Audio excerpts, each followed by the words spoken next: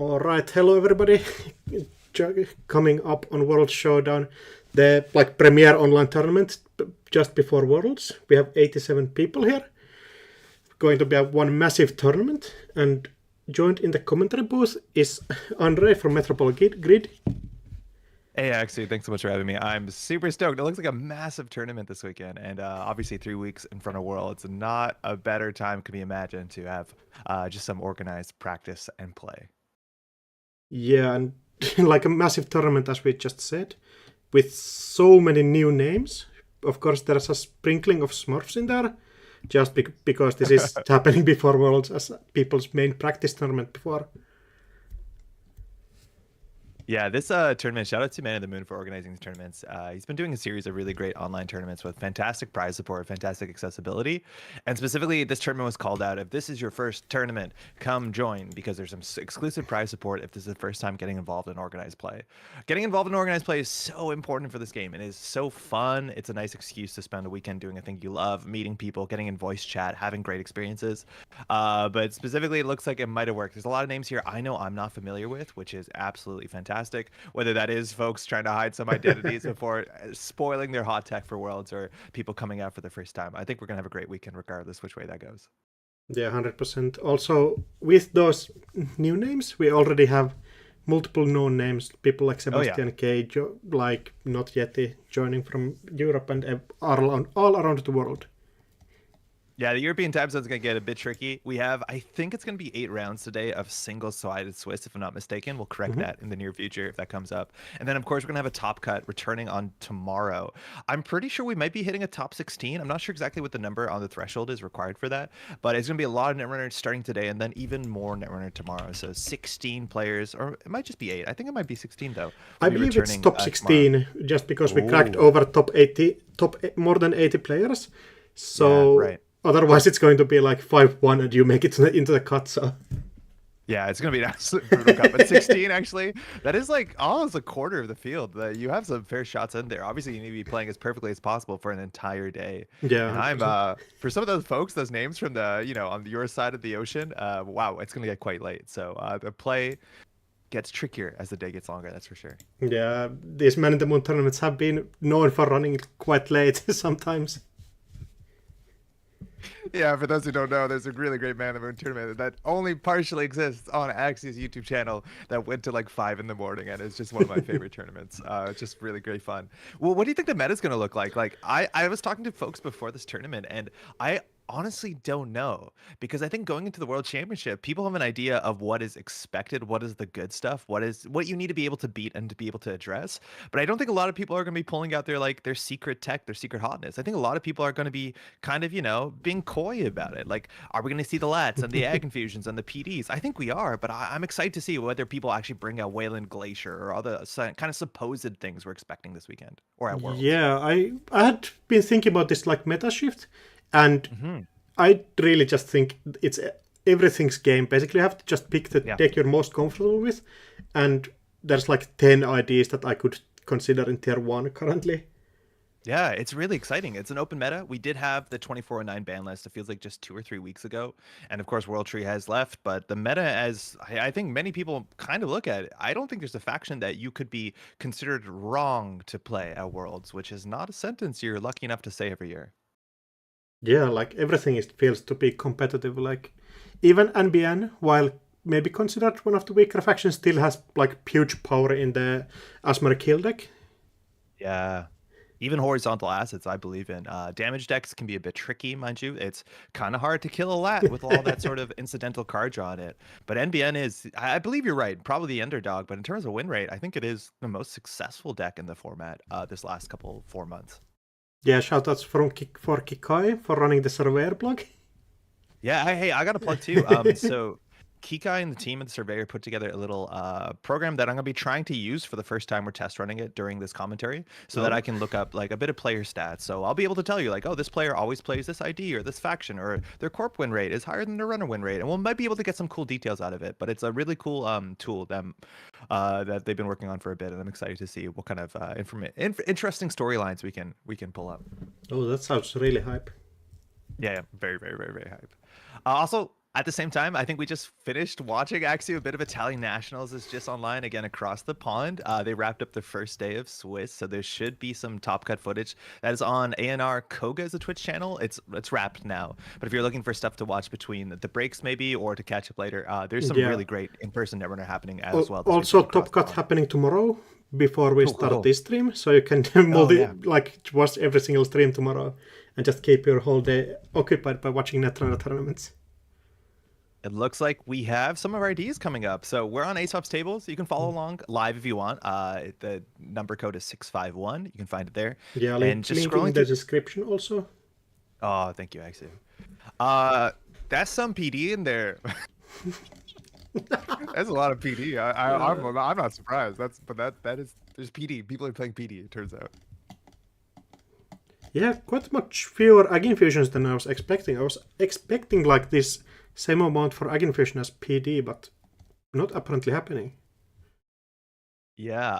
I don't think Aesop's gives you this sort of like top view breakdown. I think you have to kind of put it together yourself. But looking on the right side, like it actually looks relatively spread out. There's a fair bit of Sable, which is quite nice. On the Shaper side, I think right now there's a mixture often between Lat and Kit are the two fan favorites in terms of like a tournament play, and it doesn't look to be that different. We're seeing some Akiko's, Arsana, a fair bit more Arsana than I might have expected. So we'll see how that converts and what that looks like. And on the Criminal, of course, it's a big tournament. You're going to see some of the more interesting stuff too. There's some Mercuries, some Los, if I'm not mistaken. 419 is one of my favorites right now. 419 is just a lot of fun. But like just good stuff Criminal in a field of this much PD. I think you're not too upset about that choice. No, 419, especially after the buff that recently dropped by the rules team. Yeah, that's true. Huge 4-9 buffs. That off interaction is actually quite favorable. Like I don't think that's a minor change. No. But actually, talking about the rules interaction, I'm really excited to see whether this sort of there's some more beneficial triggers that you can start grinding value out of Patchwork. Whether people are going to be looking to capitalize on that is also an interesting potential change to some of those decks. Yeah, 100%. I think we have our tables coming online. Do you have anything that you specifically want to see on round one? Oh, it's so hard to pick on round one, obviously. There's a lot of rounds. Actually, why don't you take the wheel on this one? Yeah, trying to just dig through the matches that we see on table. Yeah. If we have some like spicy round one matches. Yeah, I'm looking through it too. I'll see if there's anything that pops up. On table, it's not like an exciting ID matchup for many, but maybe I think table 22 is Seamer versus Not Yeti on PD versus Hoshiko. That's probably an interesting enough matchup. Those are great players. Yeah, you know me, I love my Hoshiko PD matchups. I know my audience. If you want to jump in there and ask, yeah, definitely. Yeah, let me just check in the back. I don't think the table's up yet, so it might take a second. Yeah, we can wait a second. Did Jaina just get a reset? I see 0 games. Could be. But no, there's casual matches going on at least. I might have just lost connection. Give me 1 second on my side. Yeah, I think it might be that Janet is just lagging currently. Yeah, Jaina might be under stream at this point in time. That is luckily, I think XTG was offering to host this on like private instance of Janet. I'm not sure if we're switching to that already from round one, but we'll see how it goes. Yeah, you can technically spin up your own instance of JNet. It's possible. There's some documentation. It's up on GitHub. Obviously, I can't connect to JNet right now, actually, so we'll see. Yeah, I think I'm exactly in the same position. And also, XTG made this wonderful document for like creating your instance, which is like guide that almost like people should be able to follow along. You can dig for that. I think it will be posted somewhere later on. Yeah, super handy. Huge shout out, mind you, to the JNet folks. They've been doing great updates and keeping not only the lights on but things running. And obviously with this many people at once, sometimes it can be an issue. So bear with us. Yeah, I cannot connect. I'm gonna hit it. Yeah, I think they are currently figuring it out. Yeah, I'm assuming everyone's spamming the same server at the same time. Imagine the temporary connect button is. Yeah, I believe it's probably under quite a bit of like pressure currently, the JNet servers. Yeah, how good are you at cut math? What do you think you have to do to make a top 16 in an 86-player field? In single-set Swiss, the examples that are laid out, are like typically that 5-3 is a bubble. So Whoa, I okay. believe this tournament it might be 5-3 or 5-1 is the bubble. Okay. For those who are not familiar, that means you need to lose at most 3 games. So 5-3 is 5 wins, 3 losses. So a lot of folks are trying to go for X and 3, which again, 8 rounds today. Yeah, that means you can ID a bit. You can still ID in single-sided Swiss. It's a bit more risky than double-sided Swiss because you only get 1 point per round as opposed to 3 of the 6. Yeah, But if that you is something that if you are like 6-0, you can definitely ID the last 2 rounds. yeah, Really don't I care think about if you're going ending up at like 5 points, you can ID quite safely. I would No, assume. that might be true. Yeah. Yeah, but reaching there, I think it's like a fair like price for you that you don't have to like come on the last round just to like take even more mental pressure. All right, so we're just gonna move out to Tabletop Simulator. We'll see y'all there. It's just a bit of a download. It runs really well on some laptops, so yeah, I don't know what's going on. This will be sorted out, no doubt. Yeah, I have no doubt the folks are scrambling behind the scenes to make this make sense. yeah. I think Beans. it's just literally that Jaina just currently died. Yeah. Yeah, I'm seeing some reports. Are people self-reporting I on think World Showdown? What's going on? I think it's just mistakenly like reporting. I would assume. Is self-reporting on? Yeah, I It think looks like so. self-reporting is on. I'm surprised self-reporting is on for a tournament this side. Yeah, I think it's. Let's see what I'm not that's completely about. But yeah, sure. Yeah. self-reporting is a really nice feature on Aesop Yeah, Station. But if you 100%. refresh, it's like half the people have results somehow. I don't know if Yeah, that's I allowed. We'll hope find it's out. not somebody just going there and pressing buttons, but There's like a cat and an iPad somewhere just hitting buttons. all right. I think there is a. This is a roll call. Okay, so people just have to like say that they're here. Moving all to private server. Hey, Wenjong. Okay, so we are moving to the private XDG server. Shout out to XDG. Mind you, the documentation on how to set up your own server might be distributed. We'll be up there shortly. Now, I don't know if we're going to be sharing it. XDG, sometimes they're password protected. I'm not sure if this one's going to be. But we're going to be on something that looks indistinguishable for JNet. Now, the problem is the new JNet client doesn't have your account, and it also doesn't have your deck list registered. So we're probably going to need about 20 minutes here on the stream just to sort things out and get people onto the new client and upload their deck list and do all that sort of stuff. So you're going to have to bear with us. Do you have the new code for the new JNet? Yeah, I think I have the link. I think I'm turning off the stream for a second so I can create an account. Yeah, that seems reasonable. Yeah. All right. See you everybody in like 15 We'll be back minutes. Yeah. We'll be back in a bit. Don't go anywhere.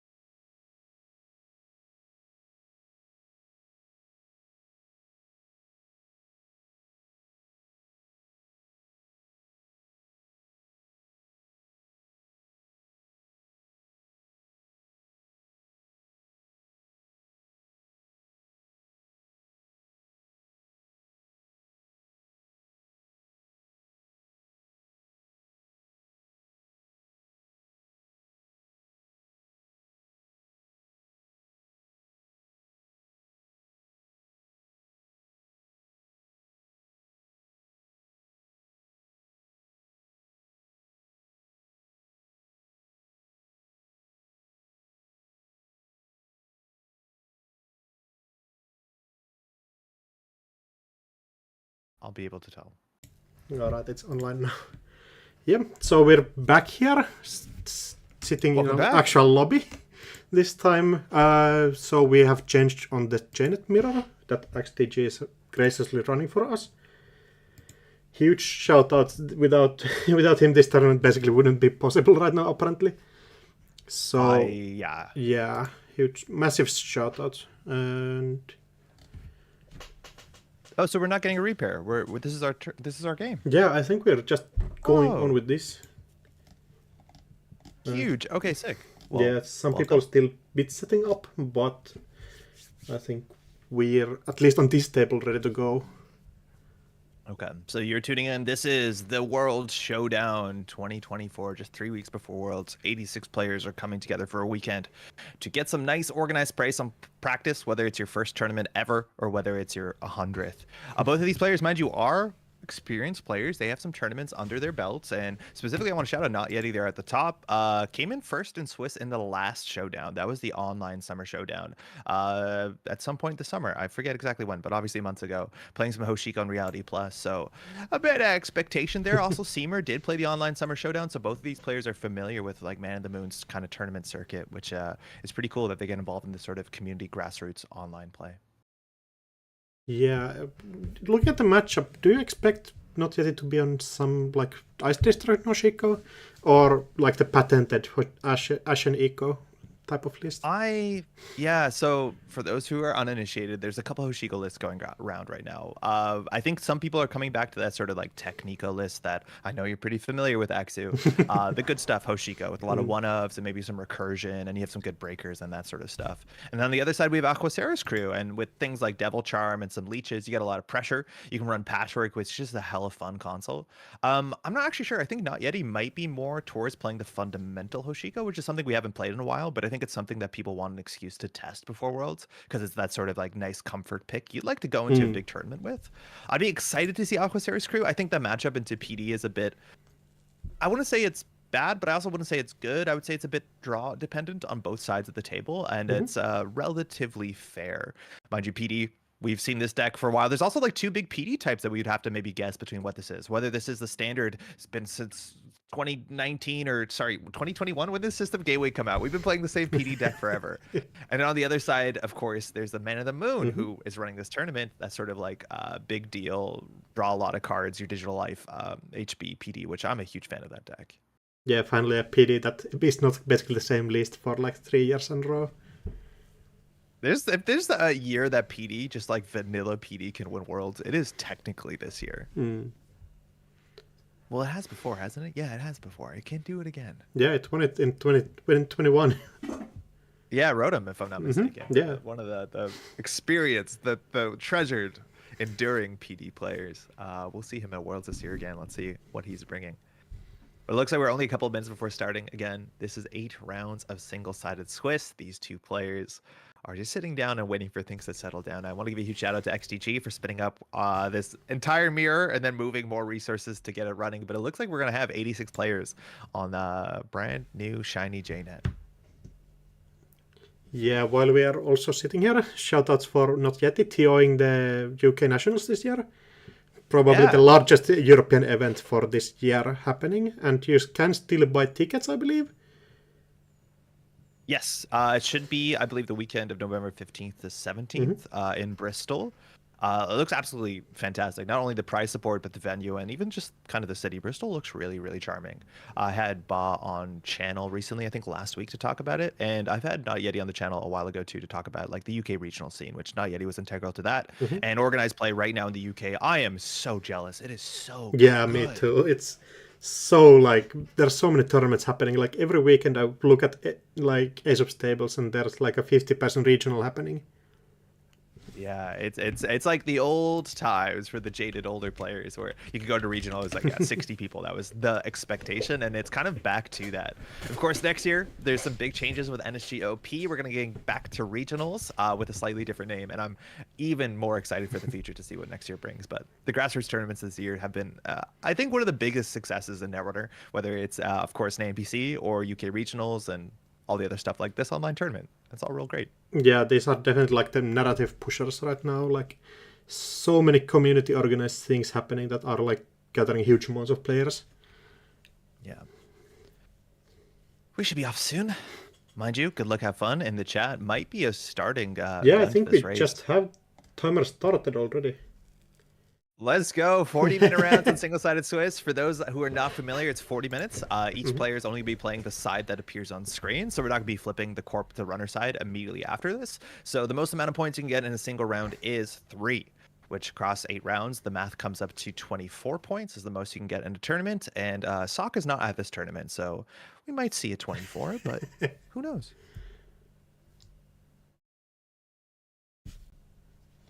Oh, I think we're still waiting a couple of seconds until we hear the starting pistol go off, but... Seamer kept. So obviously you want to pay attention to that as much as possible to understand if players believe they have the best hand for the matchup.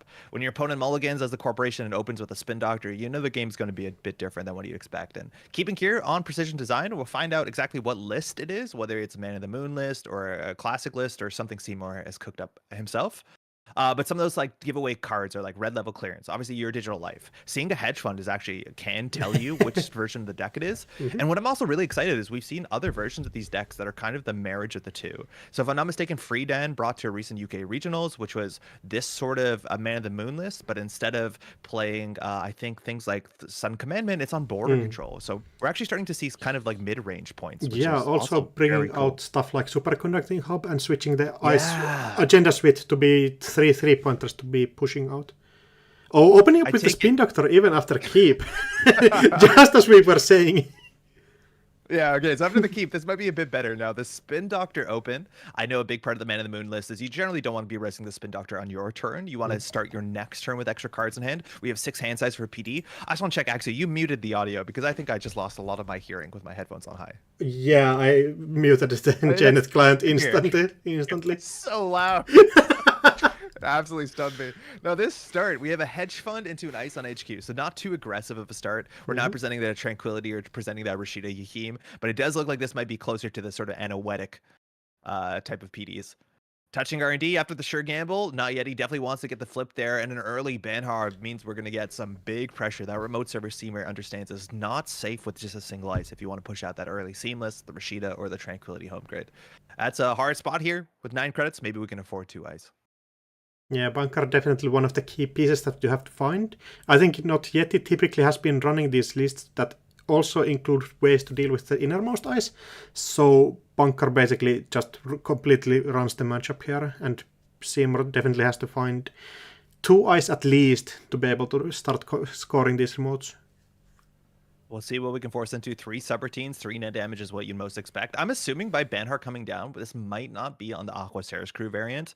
And I think Not Yeti for the last like 6 or 7 tournaments he's played into, he's been playing Banhar decks in general, whether it's Steve or whether it's Hoshiko. And we're going to start here. Raindrops on the remote server. We know we're probably not going to get flatlined here unless we see a surprising 4 subroutine ice and have no steel skin. But the raindrops always makes this res a bit ugly because you know we're just trading up and 6 credits here. Yeah, that res feels so bad.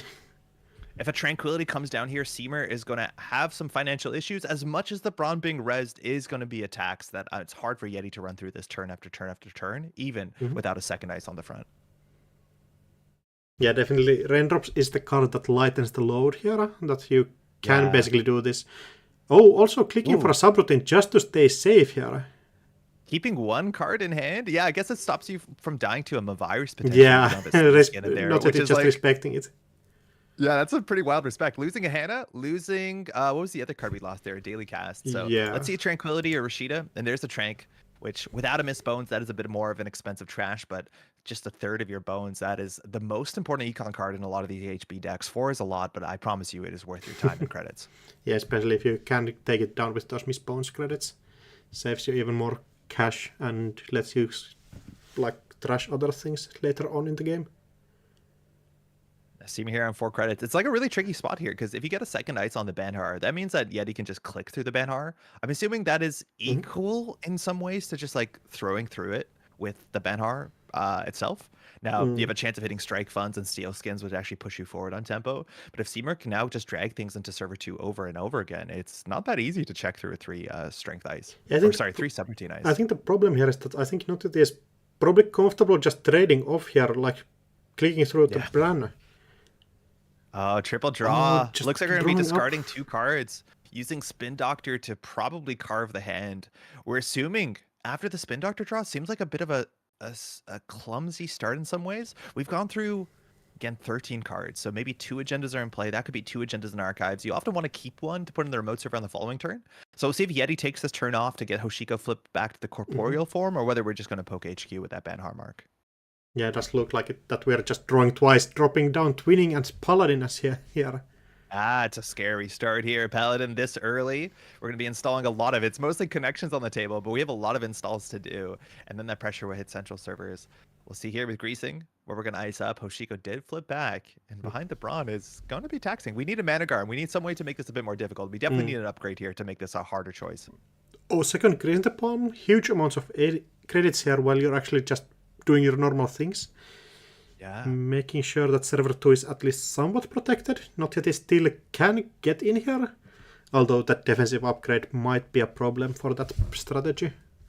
Yeah, if this is a Mana Garm, you actually can't run this. Assuming you have to click through the Brawn, you're 1 credit short here. Now that forces the outermost res, and you actually might be okay to force the outermost res. Assuming Seymour is going to spend somewhere between 2 and 4 credits, you're generally happy with that.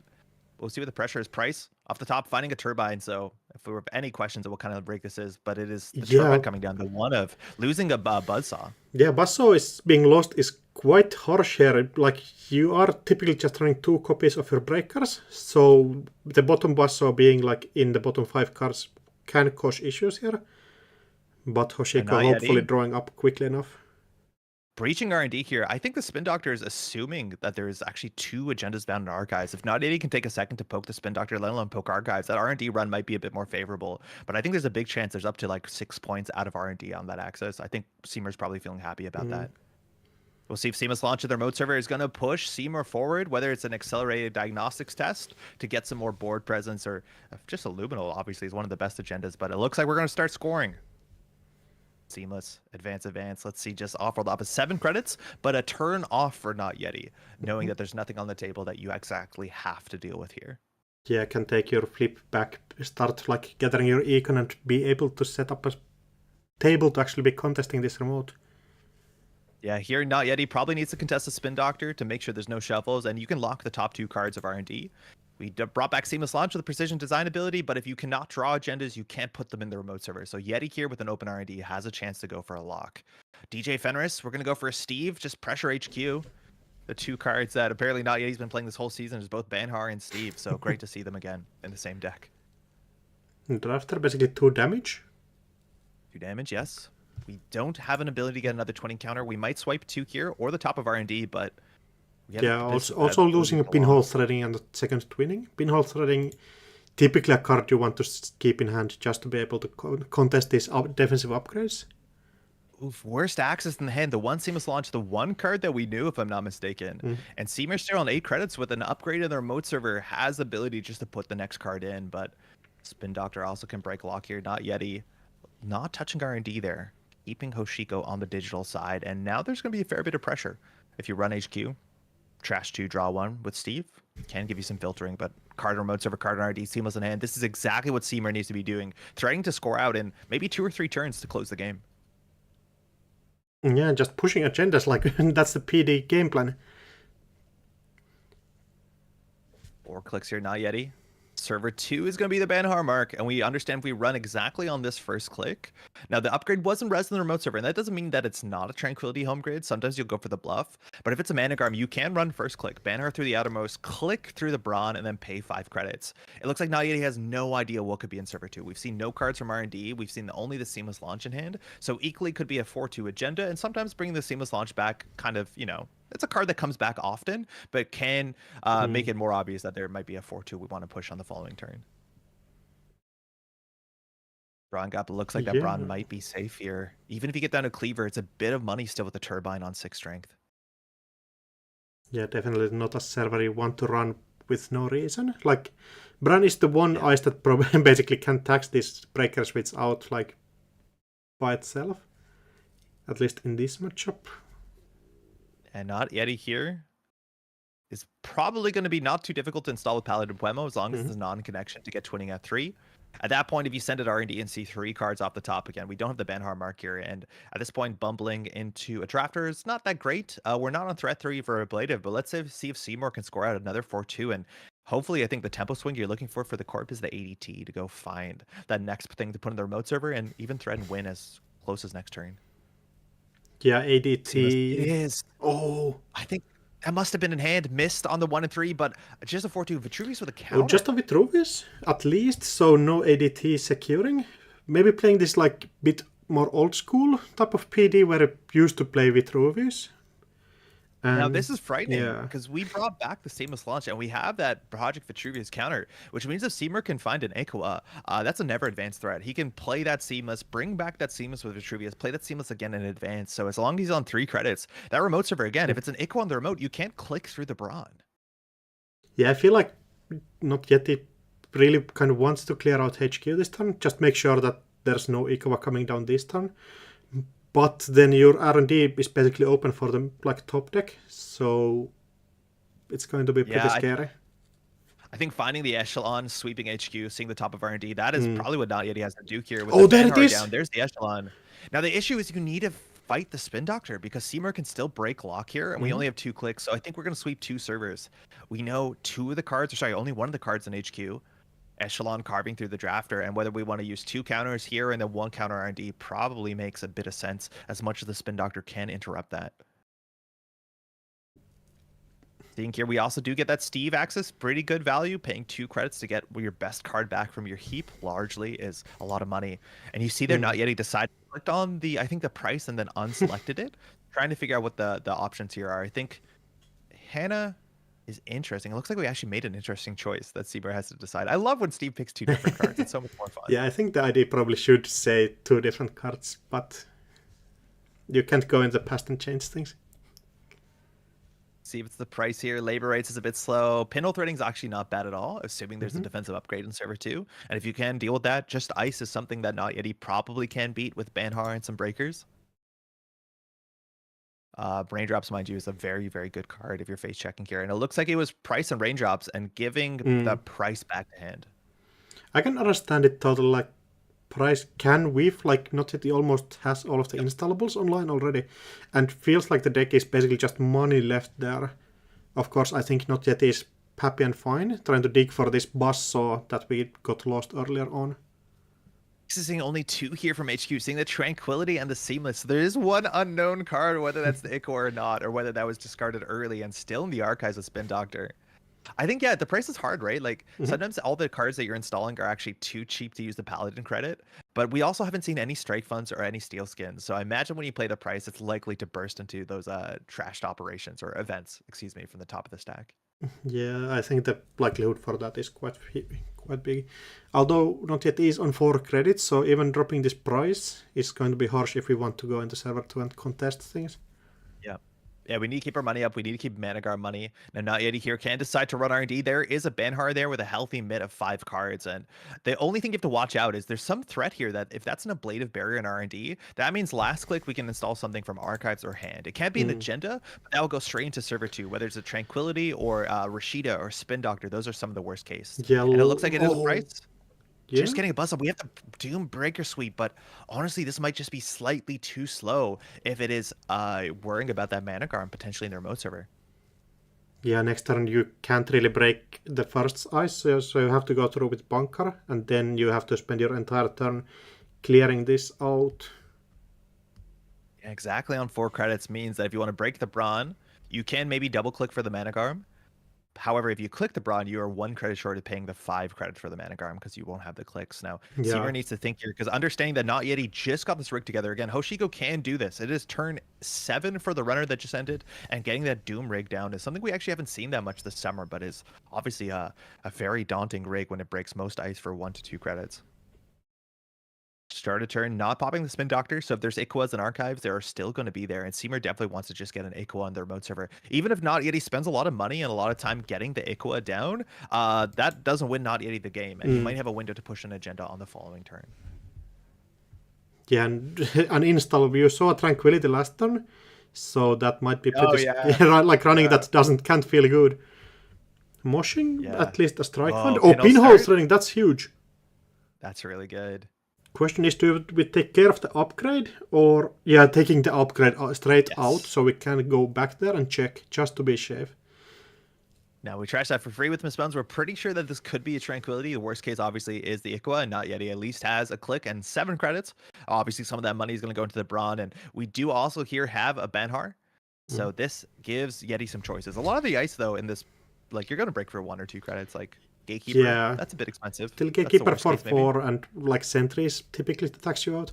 But Seymour also on just 6 credits, so like racing and even like a 3-cost ice is going to be pretty taxing here. All, we're hitting 3. That's a steal into Banhar. You love to see that. Up to 9 credits, not even paying a credit to run this. And it is the Tranquility. So Seymour might not have had it or might have been able to tell that Not Yeti can break this remote server. But now with the Mana Garm down, Not Yeti can transition to lock R&D, lock HQ. You have to deal with the Spin Doctor if you're going to go for those locks. But whether or not this remote server feels safe on the following turn for Seymour, I think no matter what, he still just has to push things into that server turn after turn to force Yeah, you Yeti just to have to keep jamming stuff there. Hopefully you can get enough money to actually raise this outermost ice as well, that your brand can actually do its work and start taxing the runner out. 3 twin encounters and a Steve. Running HQ is relatively cheap, and now that heap is pretty well seated with great choices. Whether it's the Moshings or just saying 2 strike funds or eventually 2 steel skins, that is what you need to make sure that your Banhar gets you the bottom of the deck. And whether we're actually going to see an Ashen Epilogue without a Mystic Miami, it might be a bit expensive. And I think with just the twinning and what Not Yeti has on the table, we might not need that infinite recursion. Oh, your Digital Life. Oh, we're also Just playing for that. 4 credits. Yeah. So far, this doesn't look like a hard YDL list. This looks like YDL just because PD has 6 cards in hand, which is Yeah, good. it's still like huge value after you drop it after like Rashida Fire. Yeah, very quite good. I remember like last year's Continental's Bridgeman playing a list with like that was specifically trying to do that.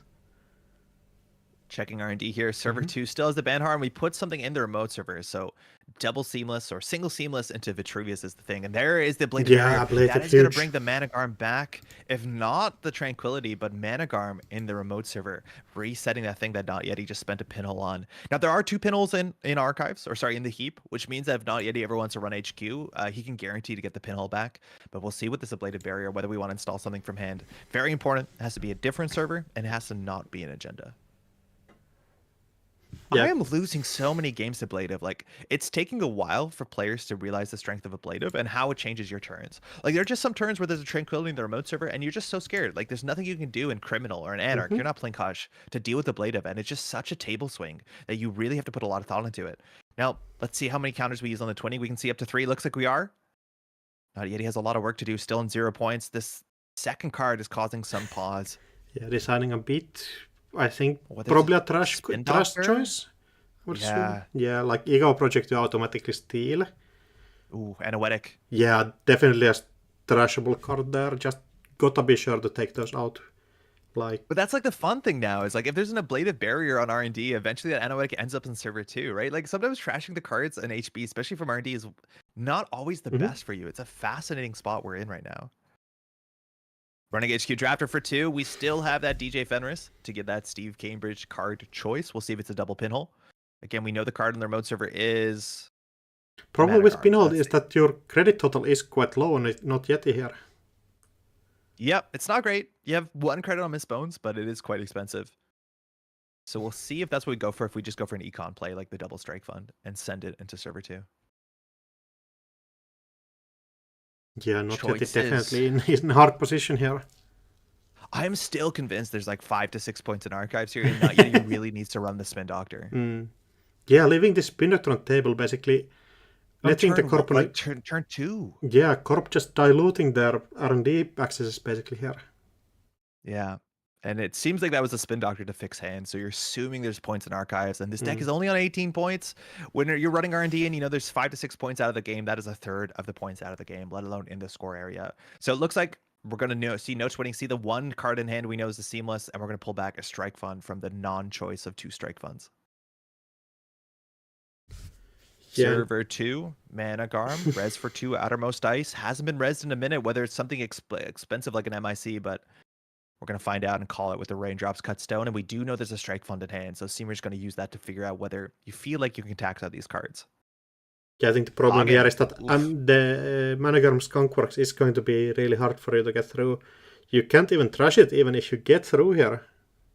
Yep. At this point, I don't think Not Yeti can get through the Brawn.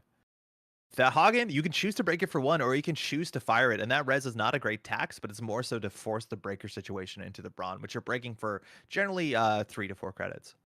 Yeah, Not Yet just having to check out there. Can't go through here anymore. Seamer could have it if it's an Echo on their mode server with the Seamless, but I'm assuming we would see the windmill of events.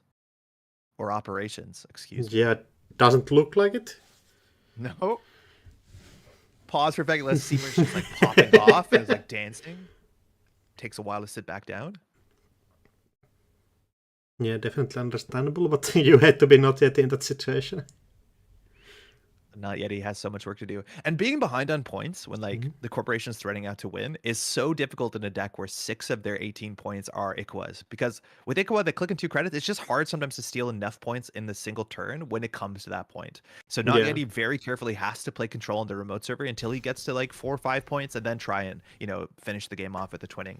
But starting here with a draw after a think means that whatever we have in hand here is not an easy choice.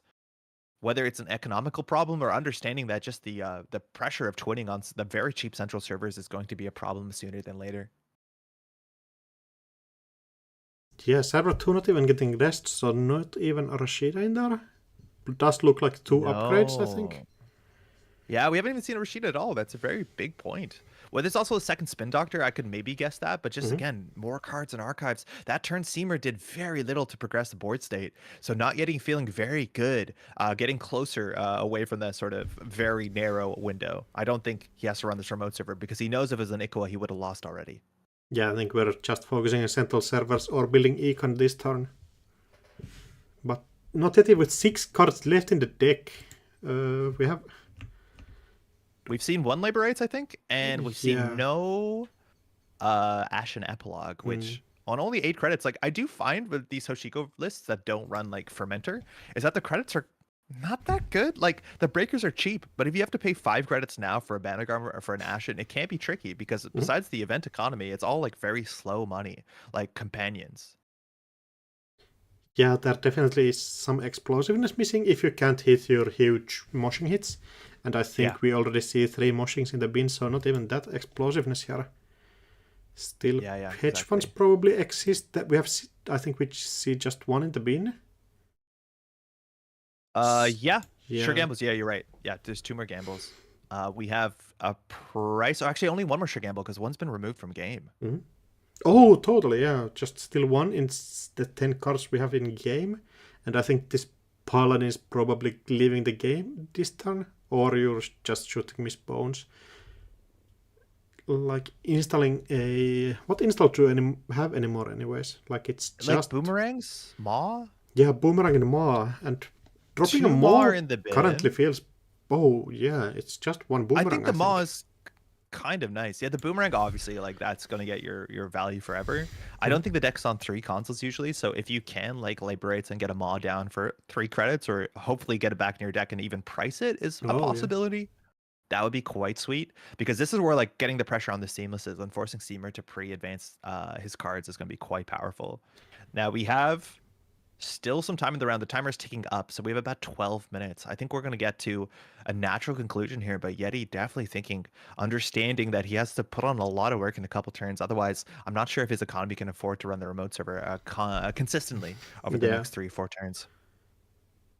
There's that gamble as a start. Again, can't Paladin that, but we can Paladin the boomerang. Just going to go for the Brawn running it. Or setting up to run it. Oh, yeah, just taking a twinning counter. Yeah. Going R&D without clearing the Spin Doctor again. Yep, I think there's a lot of points in archives. There might be another Spin Doctor in server 2 is my guess. I think Seamer might feel happy if there's, again, 5-6 points. Yeah, especially if we use 3 counters this turn. Yeah, locking the top of R&D with twinning is so difficult when Seamer can just shuffle and then have a chance of drawing the Ikoa off the top deck. So locking R&D with the shuffle, it's something you have to watch out. That's our first Rashida. We've seen 3 cards, no steal, 1 trash so far. Actually, 2 trashes, a pair of Rashidas. And we're going HQ. Yeah, HQ again. Just get that DJ Steve every turn if we can. There they are, so Seamer looking for Rashida to get that burst draw. I think there must be at least 1 agenda in hand here. Twinning is now exhausted. I know if there's a Spin Doctor on server 2, we might have just cleared all of the agendas out of hand.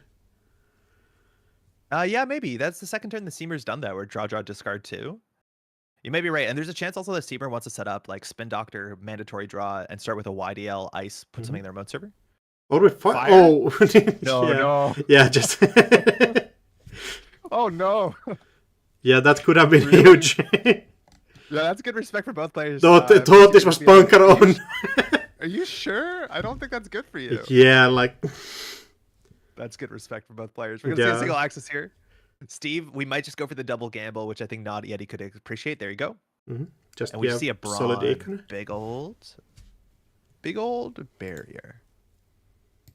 No shuffle, Spin Doctor. So Not Yeti, Seamer still knows, or Not Yeti still knows that Seamer is drawing here off the single. The next card on RD is unknown, and Paladin Puemo into 20. We're only getting a 1 counter return, so that multi-axis is not going to be exactly bulletproof to lock the deck. But Seamer not going for the Spin Doctor break, trying to maybe stabilize here, whether it's like YDL into Ice R&D or Ice Server 2. It's hard to get him to tax out this breaker suite. There's not much that does it. It's only Braun, I think, in this entire suite that will maybe force more I think credits than Ansel UP. is one option that can tax this stuff out. Yeah. Like 3 to yeah, break it's for a 6 3. cost ice is not what you It's not- typically want, but It is what it is. It's the best you can ask for. I think your best card is Managarm here by a mile. Like, Managarm is so good. yeah, Managarm, Onotic Void, both of those defending your central servers so well. Yeah, Seamer might be fishing for ablatives. That's a nice way to get the Anoetic back in play, which seems important. We still have the option of getting double trick shot for HQ, but it just forces another thing to be done on the most important turn where you're pushing in the remote. This is like interesting. If there's a chance if Not Yeti feels comfortable enough to go for the Ashen Epilogue, it actually removes the 2 pinholes from the DJ Penrith Steve Cambridge pool, and that could be one of the worst things for contesting their remote server. Seamer taking a turn. Yeah, luckily these PD Hoshiko matchups end up being a bit faster, so you are allowed these small breaks to think. And with the Boomerang pre-installed on the remote server and the Outermost Ice being a credit, like this server costs you 2 clicks and a credit to run. That Boomerang pre-installed, right? Like you're not going to trash your Brawn, I don't expect. Yeah, definitely not. So here you definitely want, I think the best case would be a border control, and we haven't seen that sort of influence yet. Just click for 3 credits is not the tempo we expect from that turn. Yeah, definitely, like, Seamer just can't, like, start pushing stuff in this remote. Like, feels like we're just spinning our wheels here. Yeah, and the longer the wheels spin, the better it is for this Hoshiko.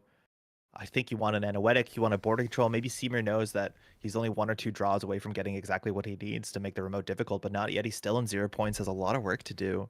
6 credits, Paladin, Puemo, Hoshiko drawing it, only 5 cards left in the stack, and we actually can guess, I think, pretty clearly what those cards are. We're looking at 2 Price, maybe a Trickster Taka, a Labor Rights, and an Ashen. Obviously, the hand has 4 more cards, so that number gets a bit bigger. Definitely depends on if we're actually on Ashen. I think Not Yeti also starting to join the camp of cutting Ashen. Yeah, there's a chance that cutting Ashen in the modern meta makes sense. Are you on double Echelon usually? Because we're on double Cleaver, double Buzzsaw. I would assume that you have 2 Echelon on your list at least. That makes a lot of sense. So that's another like influence pip, let alone card like in these 9. There's a gamble we knew. We're going back into HQ, whether we want to set up here with the double pinhole or just grab like, you know, Steel Skin Strike Fund or double Daily Cast actually seems slow enough for I think right now you want something that actually charges twinning here, I would assume. Yeah, I think the Daily Cast could do it. Accessing HQ, we lost the Banhar. We're on 1 card in hand. Died a Snare. Love HQ Snare. See what the choices are. You can sometimes see on J now what Not Yeti's highlighting. I love to see the process. It's the sort of thing that you miss playing online, to see like what people are struggling with, how they're thinking, what they're touching. Like there's a lot of information that's very different on digital versus paper play. Looks like it might be a Raindrops is the first selection here from Yeti. It does look like that. Yeah, we have 1 removed from the game already, and I think 1 in the deck somewhere still. Yeah, that sounds about right. Looks like he selected it, unselected it. I love, again, these narratives of what players are, how they're trying to process these board states. Yeah, definitely a difficult solution here. Like, getting a range lets you contest these servers, but doesn't let you get the twinning, like, all-important twinning counter here.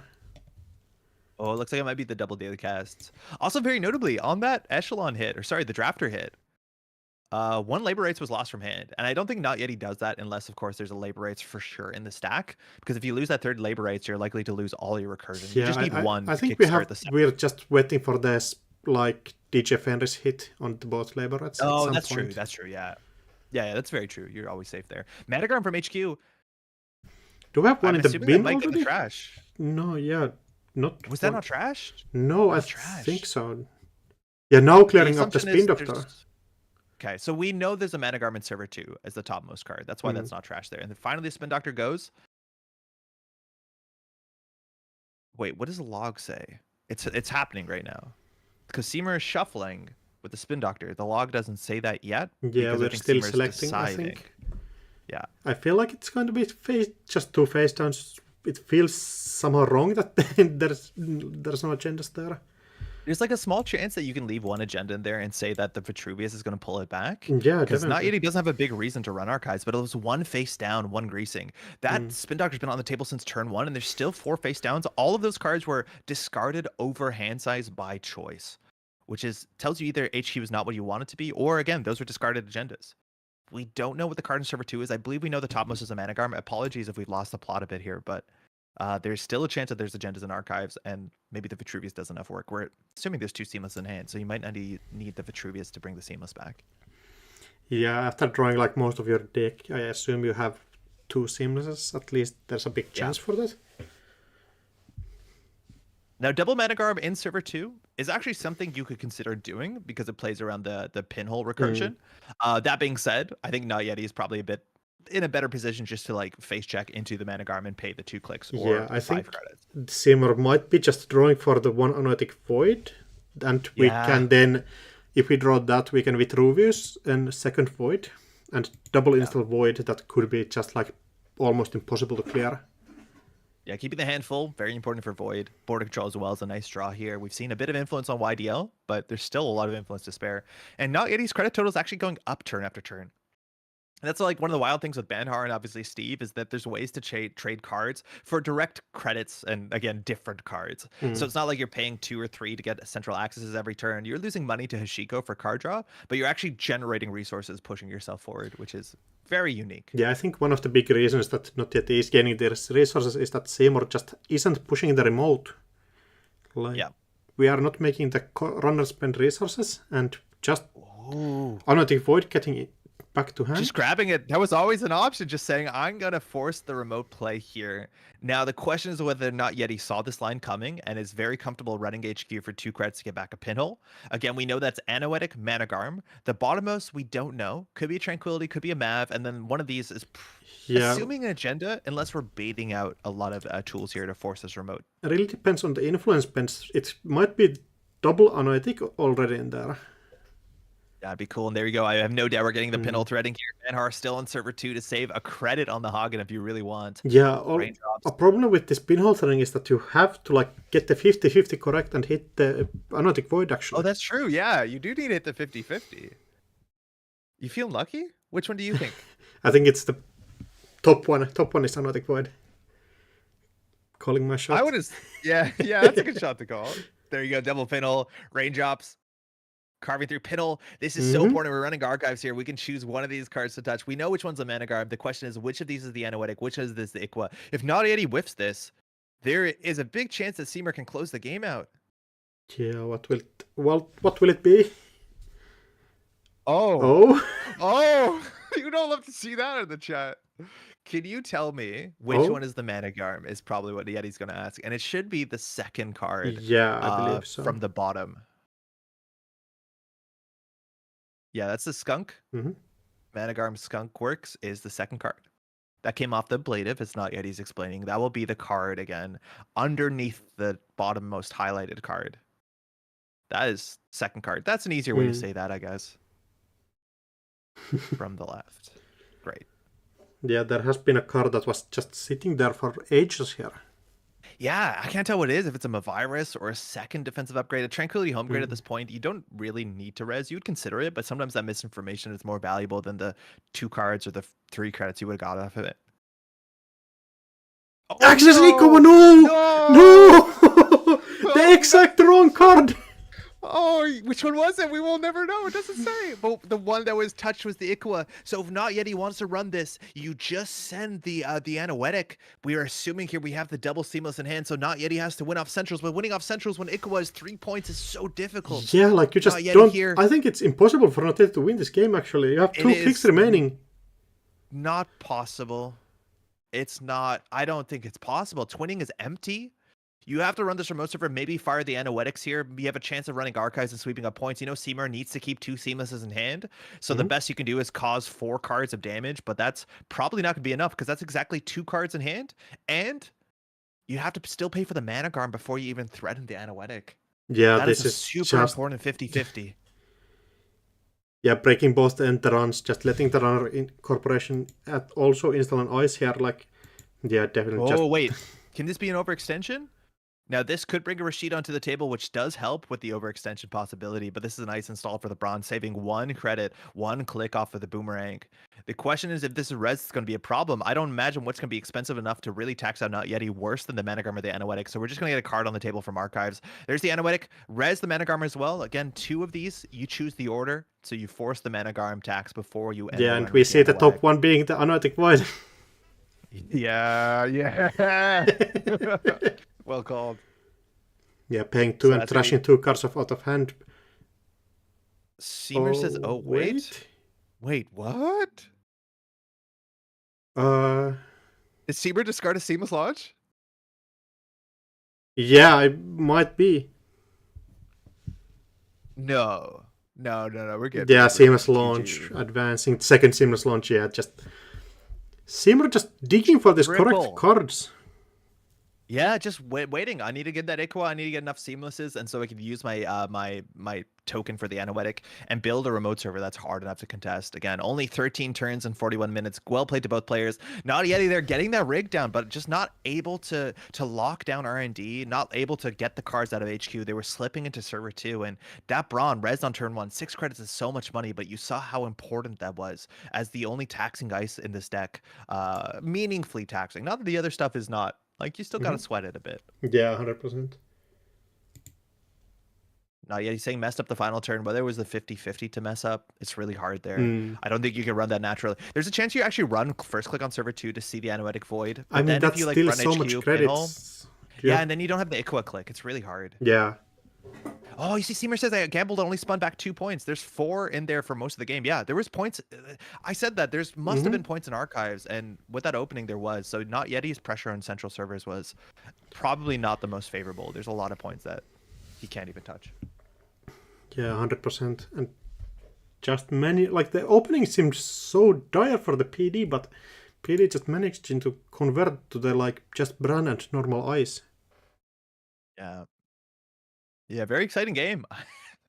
I'm so happy we could cast a Hoshiko PD matchup round 1 because I know this is our net runner. We're big fans of this. Sorry if you don't want to like watch a SWAC or something else. But, watch a couple of Mercury's coin flip for the victory and the remote. hey, we'll see some Mercury. Mercury's doing okay. Yeah, there's a couple of Mercury's joining on the tournament at least. Yeah, we had a Mercury deck list of the week last week, so maybe some folks are playing that. Maybe they're having their own brew, but Mercury did a lot of work at Australian Nationals just like last weekend, if I'm not mistaken. Maybe 2 weeks ago. Yeah, I think 2 weeks ago sounds at least correct.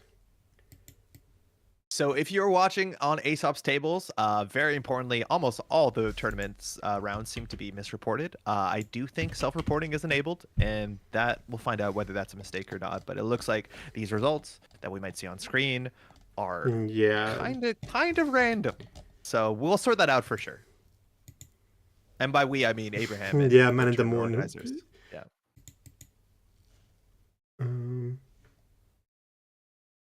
Yeah, I think tail time is coming up, so we can. Yeah, typically I would like to look at the results that we have already seen, but like this really doesn't mean anything currently. I think not much we can do with that. So bear with us again. It might take us slightly like 2-3 more minutes than normal to go from round 1 to round 2 because a lot of this has to be sorted out.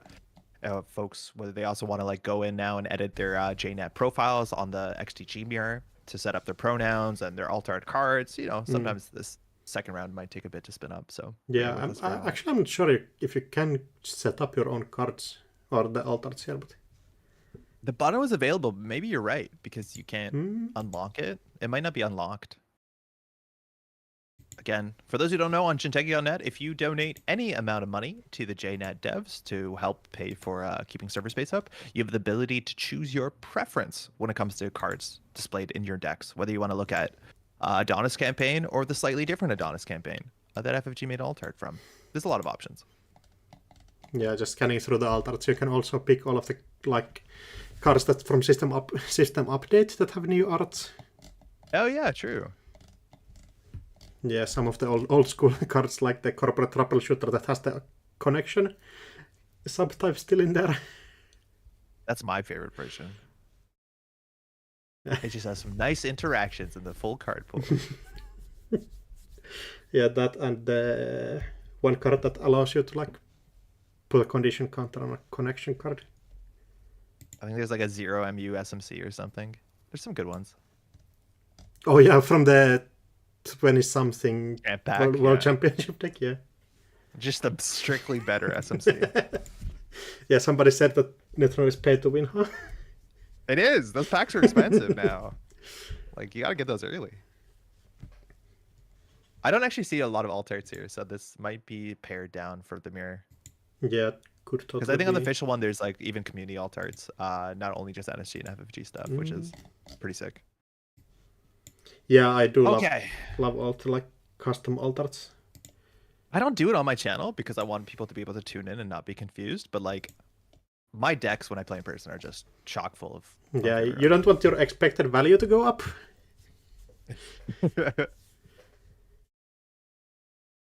All right. Yeah. Well, it looks like there's just 5 tables left. Do you want to throw it to a break, Axie? What do you want to do? I can, yeah, let's take a small break. I think I need that if this tournament is going long as I would assume. Alright, see you everybody in like 5 minutes. I will. Don't go anywhere. Yeah, see ya.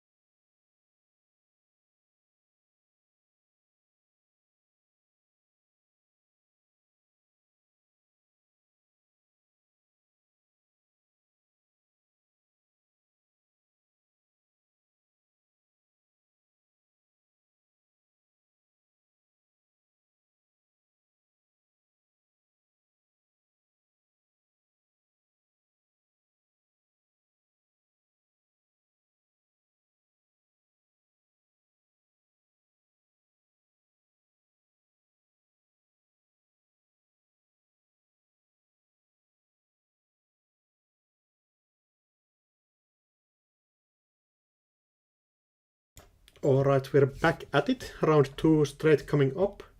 I enjoyed just joining up. So, first round we saw, I think, multiple, like looking at the results. I think it feels pretty Corp favored.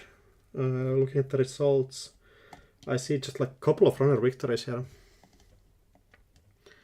Looks like we're okay to stream the table that we were talking about, so we'll have a game up soon. Which table number was it?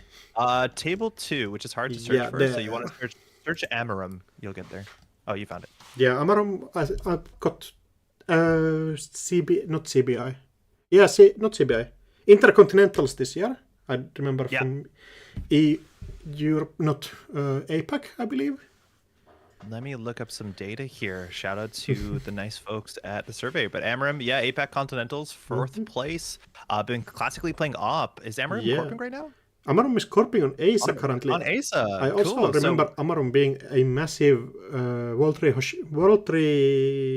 Arisanas player. I think specifically Amarum has only exclusively been playing World Tree Arasada or Arasada basically this season. Did play ASA group at the American Continentals and made pretty good, a top quarter, which seems fantastic. On the other side, Real Lap is joking in the chat. This is a how to not play Lat, and Lat is probably what we expected, one of the better runners in this meta right now. But this is actually one of the first times that Real Lap has showed up to a tournament not playing specifically Anarch, mostly Hoshiko. So this might be a bit of a dip to see what Lat looks like, which is important before Worlds to get some testing in, or even understanding the deck you're expecting to play against at a tournament. It's a nice time to play it to see what the windows look like. Yeah, I think most of like people who just played Reg Anarch because that was the best deck around are doing the switch into like these Lat lists.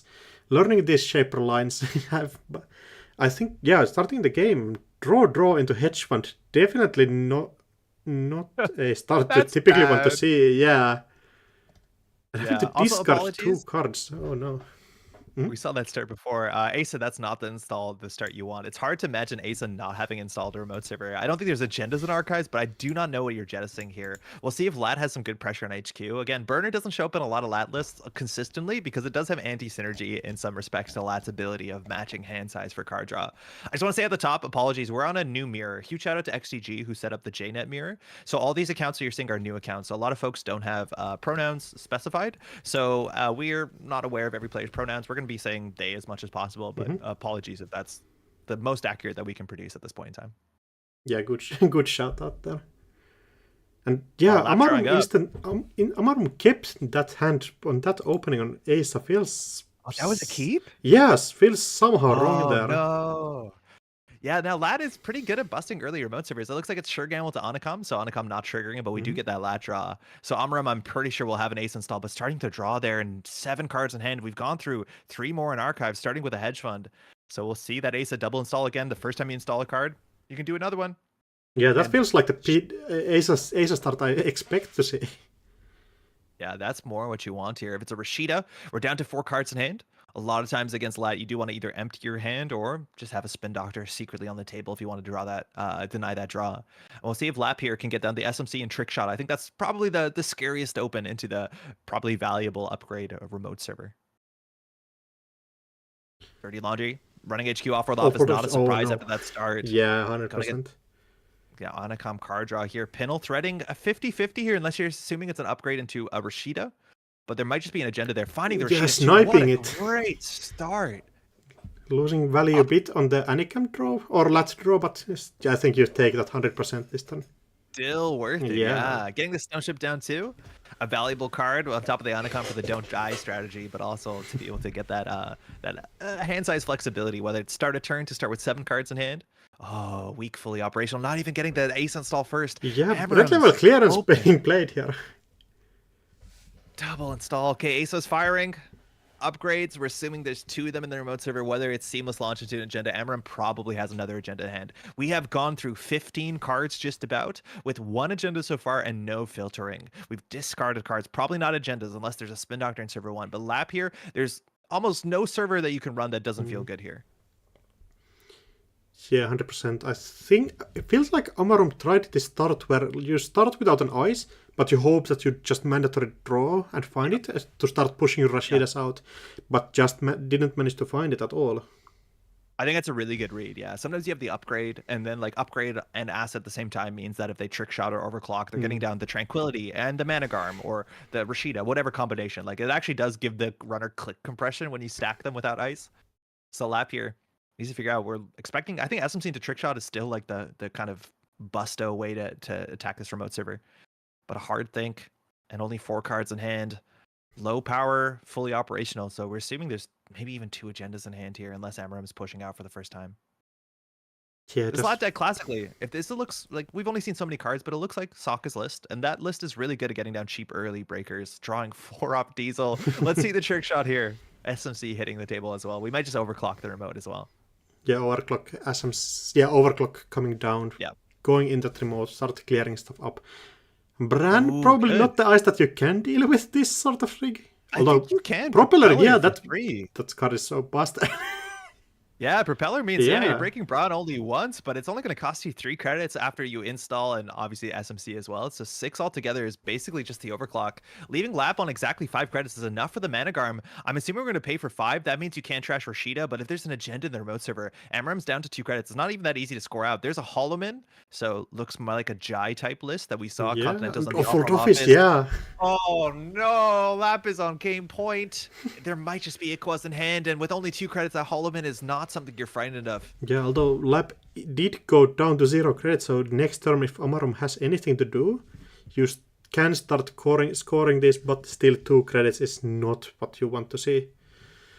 Risha and DJ hitting the bin again. The DJ is not that bad with an open HQ and already 10 cards plus in the heap, but the credits are going to be an issue here. Whether you could bounce back with Creative Commission, Dirty Laundry, or Trick Shot gives you enough gas to contest server 1. We'll see if Amarim can push out 2 credits. Not a lot. These decks often don't play Greasing the Palm consistently or Hedge Fund even. It's fully operational as the big burst econ card, and of course Tranquility home grade. So we'll see if Amarim can stabilize, because that remote server is just, it's not bad against the Propeller with 1 power Yeah, count. I mean, this turn is pretty bad though. Like, Amarum just doesn't have options here, it feels like. Yeah, no Asa install. Spin Doctor now going to rescue. I imagine there might be an agenda in archives, 5 cards in hand. It should be easy for Lat to just take a turn off, get that Lat card draw, stabilize. We might have to click for a couple credits, unfortunately, but otherwise, Amarim is not threatening much in the remote server unless Seamless Launch is in this list, and a lot of the Hollow lists are not running Seamless Launch. Yeah, maybe as a one-off, but still feels pretty hard maybe as one-off. Amarum in here. Ooh, good Yeah, recovery. that's Telework. huge. A couple turns here. You'd love to get a Creative Commission in last click, draw a Creative Commission for the Onacom trigger. But you want to play an event to turn if you can. So the question is whether you have a Dirty Laundry or... I don't think you trick shot here, but there you go. Creative Commission, draw. Wait, was that click 4?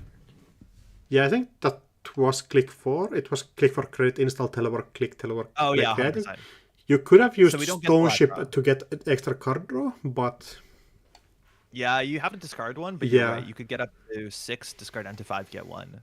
this Rashida does feel like exactly what Amarum needed at this point. Yeah, I miss that. That's a good Rashida. Of course it is. A new remote server too. The more remote servers you build like this, the stronger fully operational is. And a lot of times these Asa decks, you just want to go as horizontal as possible. Because it's true, they can run your server, but the question is which server do you have to run? Which one's the wage workers? Which one's the powers that be? Which one's the agenda? And sometimes you actually want to put the agenda in server 3 and the non-agenda in server 1, even though server 1's more protected. Checking archives here as a start, just trying to force out the Spin Doctor, and agendas and archives is what you're expecting. The Ikawas, 2 of them in the deck, is what's going to bring Real Lap to that final 7 points. Throwing out a Hedge Fund is kind of fascinating. I don't think Amaram needs more than 10 credits, but it means that the HQ probably has other very important pieces in it. Oh, we're just deep diving. The game could be over, but you can't steal Ikawa. This is not a great deep dive. Luminal, you're happy to take. You see way more points than you actually need, but Unfortunately, only allowed to take 2 of them. That might mean that Real Lap has another deep dive in hand here. Of course, one of the big things playing against PD is you want to get a click gainer when you're deep diving, either the DJ Fenris or the Hannah. We've seen one of those, but that means that the last deep dive will seal the game, and we did see how many points are still in R&D. Nico campaign in server 3 to give forward tempo. We'll see if Amaram does something with the card in server 1. Does feel like an agenda that if you're not pressing it. Yeah, I assume so. And you have But the now Holoman in there just waiting. Yeah, I think your best case here is like install powers that be, score an agenda, repair R&D. Like you just need to ice up one server to stop Real Lap from just sending the second deep dive, which might suggest that's what's going on here if Lap went for the deep dive that can't steal Ikoa. Yeah, Holloman getting scoring with rubies to counter pretty huge in Asa typically. Oh, Like so letting you good. get the fully operational back is so huge. So the question is if Lap here wants to contest the Nico campaign, not only to deny the incoming 6 credits, but it actually slows down the fully operational, which, yeah, as you said, you can pull back with the Vitruvius counter at instant speed to have a burst of card draw credits, whatever you need.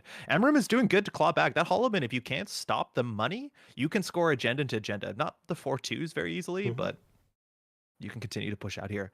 Lap starting with the Stone Chip, 5 cards in hand.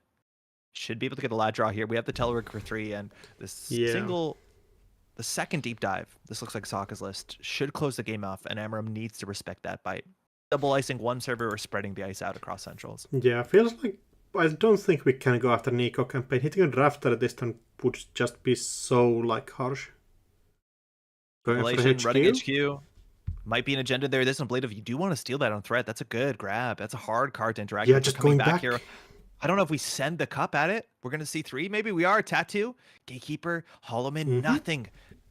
Now with cards shuffled back, 2 face downs, agendas might not exist in HQ there unless one snuck by, but Lap putting on some good pressure, still getting the lat draw, the Onacom, getting creative commission. So good pressure to flush HQ here, but with the remote server Braun, I think Amaram can Yeah, realistically, we have seen like 6 agendas come up this game already, so like HQ probably did look pretty clear there. Yeah, I think when you deep dive and see 6 points of 2-pointers too, that might suggest that HQ is relatively clean, but Ace install here, we have the ability, fully operational. There you go, to pull it back, whether we want to get the card draw or the money. I think with an open HQ, you kind of want the money a bit more, but Amaram threatening now to score out. It's, what is it, 6 credits to score out of 5-3? Yeah, something like that. The board state does really look like Amarum is starting to swing it on their favor, but still Lap just needs one good access and it's GG's, so... Like 11 credits means that you can actually protect your HQ. If you see ablative barriers, that's also pretty huge for Amarum. We have seen one in the bin already, so... We're pretty sure one of these ice, if not both of them, are Tattoo Bola Gatekeeper, and you can deal with the Tattoo Bola with the Propeller, that's for sure. The Gatekeeper's a bit trickier, and Amaram could appreciate that card draw, because Amaram in theory is about 2 turns away from closing the game out. Actually, probably 3, because you're going to score at the Ikoa, then you have an off turn. But if you could jam a 4-2, and like the Luminal obviously is in a score area, that Holloman needs to get pinholed. Second Propeller coming down? See how much respect there is for things like Gatekeeper or Drafter. Drafter bringing back Rashida, setting up an Ace install. Bringing back an Ablative also can be incredible. Yeah, I mean, like, even getting a fully operational back in Ace is like almost game-winning by itself often. Stone Chip Telework down to 2 cards. Amaram is, so Lap not going to get that lat draw. Yeah, are we still very frightening. We're one deep dive away from very easily. Yeah, one deep dive. We have one access away from the game just being over. That's true too. And there we go. Yeah, scoring again. Let's see if this is just a 4-2. Vitruvius with the counter is so flexible with 1 click left here, either to put an Ikoa potentially in their remote server. On top of that, another upgrade. If that is 2 Hollomans, you need, again, 9 credits exactly to score out an Ikoa with an unres Holloman, if I'm not doing the math wrong, which means that Lap here has a lot of work to do, and Polongi Propeller is a really efficient breaker suite. These Asa decks sometimes have flex influence for a single Mavirus, but that will put Amaram off the points. A trick shot too. A lot of pressure both on server 1 and the Gatekeeper. Now this will force the Polongi. If you want to get that trick shot double access, we have the clicks and credits for the Ikoa. You can also save this and go after server 1 again, but yeah, looks like we're using it this turn. Yeah, you can bounce here. Now the pressure on server 1 is a bit more minimal. If the Outermost is the Gatekeeper, you can't really challenge this. Just once the off-world! Not even needing that multi-X is GG. What an explosive game there. Amaram was clawing that back, threatening to win next turn. Yeah, but yeah, just a trick shot going in there and seeing 2 cards means that, nothing you can really do about it. Yeah, that was a really rough start for the corporation. I think I need to sit down to really slowly go through what that means for their HQ, but you could tell that things were not starting out well. And still, the corporation, get that Braun, you're kind of pushing yourself forward. Opening turn, draw, hedge fund just is not what Asa wants to do. I think we still have time to jump into other game. Yeah, we have lots of time. Do you want to call a table and I'll go ask folks if it's okay? Just trying to look for something. Maybe table. Just checking. Table 8 could be? Yeah, I was gonna say kill late. Yeah. Okay, great. Give me 1 second. If you're just tuning in, by the way, this is round 2 of the World Showdown that Man in the Moon's putting on. Yeah, one of the most premier online tournament series that we have seen like in recent times. I remember I've been playing for like a couple of years, and before this, there was not really like these online tournaments where people actually turn up and fight for this like actual pricing and stuff. Yeah. Like online continentals, yeah, but that's a bit different, of course. We can do it. All right. Table A will be there. So this looks like it's a PD versus Mercury, and it might actually just be the deck list of the week of last week. Which actually, are you familiar with the deck list of last week? Yeah, just using this spark of inspirations to find femme fatales and just pressure the central servers down. Exactly what this is. 1 Spark of Inspiration in the bin, 1 Femme Fatale, 1 Rejig in the bin, 2 Inside Jobs. Mercury is sending it R&D with an Estebrado. Bink Bonko has a good remote server. Outside Ice is femmed up, and we have a Managarum, but this Estebrado, Bink could res here for sure. Yeah, also we have 17 influence, so or 70 credits in the pool. So like resing here, and Estebrado's threat text is not available yet. Yeah, this is not threat 4. This is probably not going to connect here. Yeah. The question is whether the innermost is really frightening. Now, of course, things like Drafter are bad subroutines, but it doesn't end the run, so you'll end up seeing 2 cards. But this Estebrado is... Luckily, you can technically break Drafter currently with Femme Fatale. Oh, that's totally true. Yeah, it's expensive, but you can do it. Yeah, Baxter. And Baxter's realizing not on threat. Yeah, that's such a harsh text to miss. Tatubola, are we using the ability here? You could. Asa, you could even drop down an upgrade if you want to. Upgrade on Centrals is pretty good for Mercury, but very importantly, Tatubola is when you pass it, not when you break all the subroutines. So bypass, Banhar, all that sort of stuff will fire. Yeah, just Tatubola, such a good ice in HP where typically your econ options are quite limited. So combining this early gear check ice into a long-term econ plan is pretty good. Just jacking out, unfortunate. We'll see 2 cards here in HQ. Sudden Commandment looks like this is the Man of the Moon type list with YDL. We see those in archives, red level clearances. So not expecting hedge funds, expecting a big deal to close the game out when we're on around 19 credits, but not trashing the Commandment for 2. Baxter does need the money to stabilize here. Yeah, I do believe Bink Bonkle is from the Seattle meta, so it does make sense that cool. He is playing the Shoot the Moon version. I'm a big fan of that sort of deck. We've seen a lot of like modifications to it, but this looks like closer to the vanilla list. That was the deck list of the week about a month ago, if I'm not mistaken. Yeah, we do see all of the key players like Red Level Kerens, YDL. Yeah. I think typically 2 Tatubola that we saw 1 and 1 discarded. Yeah, does look exactly like the list we have seen already. Now Bonko drawing up their 8 cards in hand, whether it's the YDL or whether we want something for the remote server. With the Managarm, the Gatekeeper's already really tricky. A very interesting thing about playing the deck list of the week is that you can make changes to it and people won't expect it. But from my understanding, the deck list of the week here has very limited ways to do the sort of thing that Mercury wants to do. Archives pressure is also a real thing in Mercury lists, whether you're worried about Eru or Sneak Door Beta or even sometimes Divide and Conquer. Like there has to sometimes be respect for archives, but you'll know what you have to worry about if you're playing against what you think is the deck list of the week. Yeah, I don't think archives is the key server to ice up, especially without threat being available yet on Eru. Yeah. So HQ being iced here does make HQ being iced does make total sense here. I think HQ being iced is actually kind of interesting. It might mean that Bink might not be too familiar with this list. This list is actually not on diversion of funds. The reason why you'd want to ice HQ. But if you don't have agendas in hand, you just put them into server 1. There's no real reason to ice Centrals against this deck unless it's on like E Shutdown or some other cards I'm not expecting. Inside job here. If you still res the Tatubola, you do get that swap, which is good fun. Yeah, Tatubola just generating money here.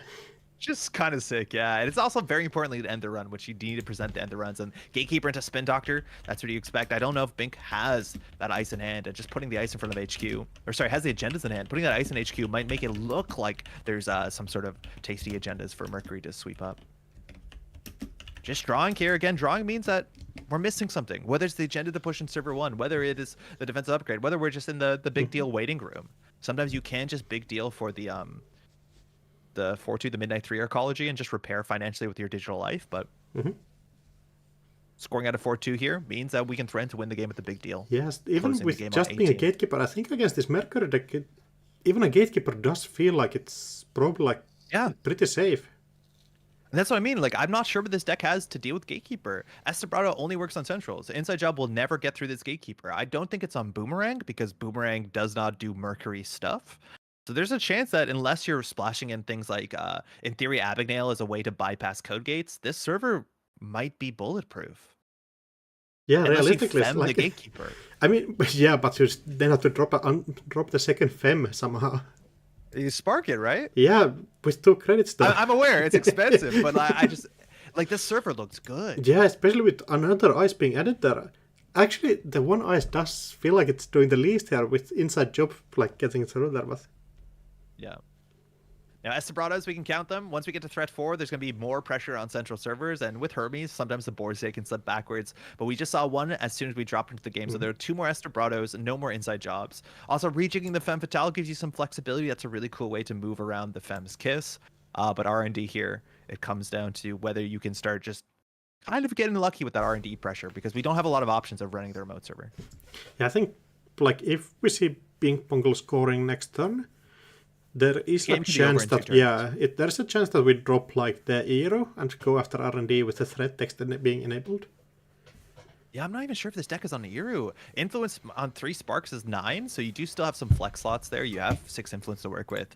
We'll see if Bink scores out. The Midnight 3 is also a bit risky if Baxter wants to send it HQ, because you can't choose not to draw 3 cards from Midnight 3. And if you just drew into 6 points of agendas and Baxter can steal the 2 Ikawas, that would be the best case. It's harder to close the game out. We have to score 2 more 2-pointers. 24 credits here. Card in the remote server, seamless launch will get you there, and there's a start. A Midnight 3 would be great. Even scoring an Inco is totally fine. We have a click left to repair Double Hermes seamless damage. launch, if we just need to, but it advance. looks- Yeah, Yeah. Equal Project getting scored out, and now any turn can be just game ending here. Now it's all about that big deal. Now big deal costs 17 credits, and it puts 4 advancements on a card.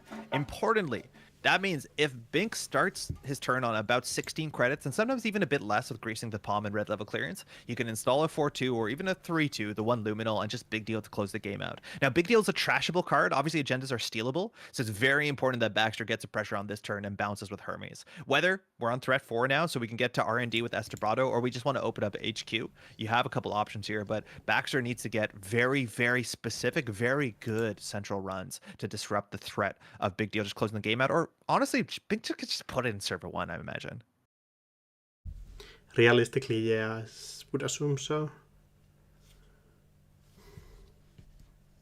Oh, I should have looked up the name of the player who put this Mercury list on. But again, went 7-0 at Australian Nationals. I do think they opened their deck list with, don't play this deck, because you don't feel like you have a lot of control. And Baxter going actually for the server 1, the outermost ice. That's the most expensive ice to install in this board state. But I don't know whether that means that remote server is more assailable. I think the game is right at all. It's all about centrals right now. Yeah, it does feel like another clear option is like R&D ice, and you try to get lucky there. That does feel like the only runner win condition right now. I think drop Dockland's Pass, click for credit, Inside Job HQ. That doesn't even give you enough money to trash the big deal. So you're hoping just to snipe every single agenda that you can touch. Yeah, I think in the chat somebody telling it's Space ice. Yeah, that's 100% correct. Yeah, massive shout outs for winning like Australian Nationals, really competitive tournament with typically a less competitive ID. I think Space Ice didn't win. I think Space Ice came in second, but they were top of Swiss. Yeah, could be. I think they lost on their corporation deck, so yeah. Yeah, but that's not to undersell, obviously, the success. Yeah, still 7-0 with Mercury is a massive success. And that was a huge event. It was like 40 plus players. Like the Melbourne event was massive. Let's see if Bink has it. Just taking some time off there to set up. No pressure there with the prepaid voice pad, just sitting.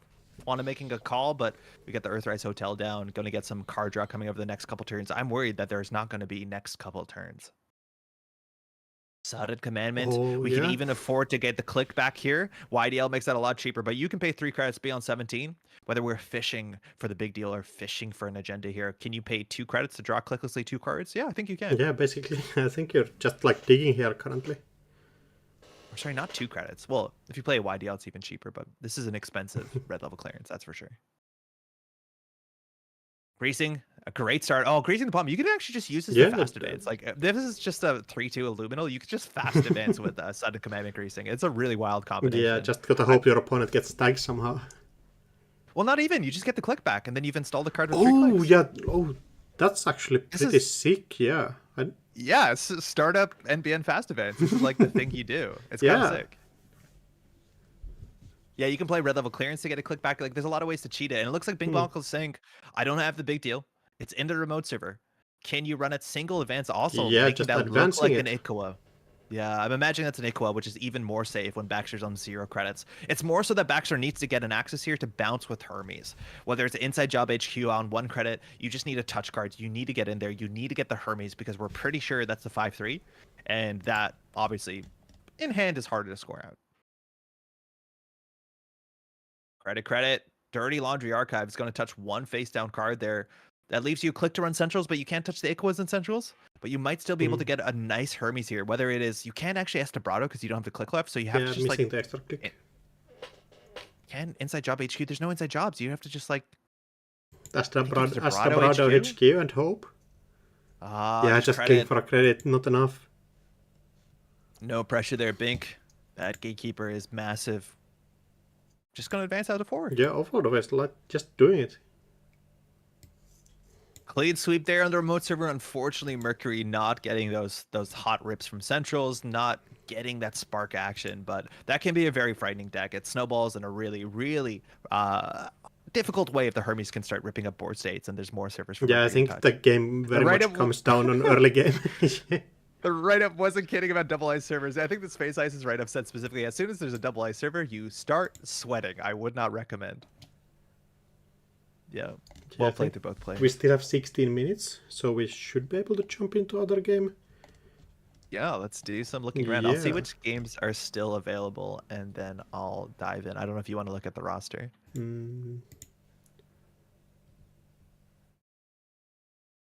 Table 23 might be a longer one because it is ag, so there's probably Yeah, some good game to watch. Do sounds you want me to ask? alright. Yeah, if you jump in. Yeah, let me ask.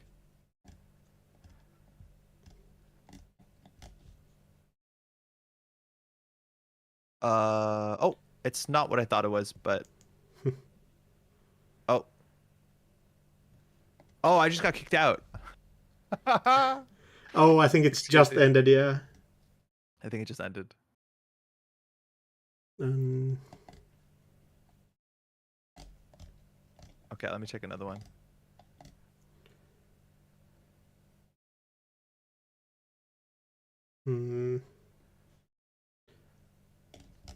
Just bear with us, stream. Try to dig for a longer matchup. Yeah. Table 21 maybe? That's BTL, so... Yeah, I don't... Let's see if that is good. I think that could be good. You want me to ask? I'll ask. Yeah, if you jump in.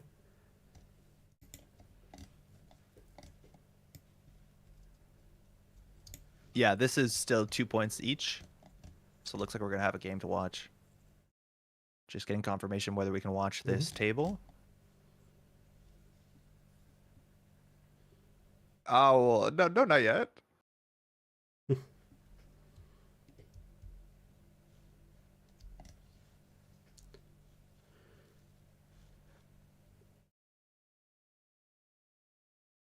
Looking at other options.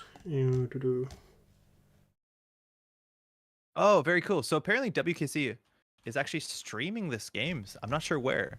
It says we're allowed to jump in, so that's really exciting. So if you want to watch the beginning of this game, WKC it says they are streaming it. So we'll try and find out where that is, but it looks like we're good on this table. It is built to last Glacier. Mind you, winning worlds just last year, of course, Sokka. Yeah. Battle Fennec, they're playing it. They have a remote server here being challenged, and it looks like with just a Kura Pura installed, we're going to get through this double barrier server. It's up here to battle if they want to trash the border control to stop the run, because the Oaktown renovation is clearly a face-up agenda in the remote server. Looking at the heap here on the runner side, the runner still has access to all programs. This game is 26 minutes in, and we only have one breaker hitting the table. One Shibboleth, excuse me, in the bin. Might have been discarded or lost to... I'm not actually sure what would have trashed that. Maybe a Trojan horse. Yeah, we don't see anyone in the bin. Definitely not what I was expecting when I see BTL, like Atlas and Oaktown Renovation. I think I saw a list like this being played in the UK. Rotage was playing a sort of more tempo BTL, like good ice, doing on Charlotte. Oh, it looks like it's just going to be public trail to end of the line. Wait, Yeah, did we make a successful run?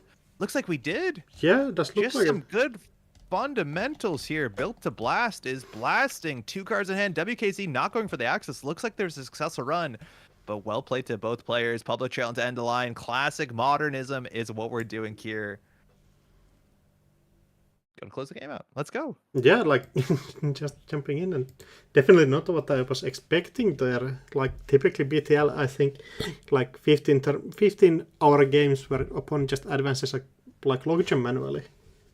Oh, Battle's calling out that WKZ let the border control fire.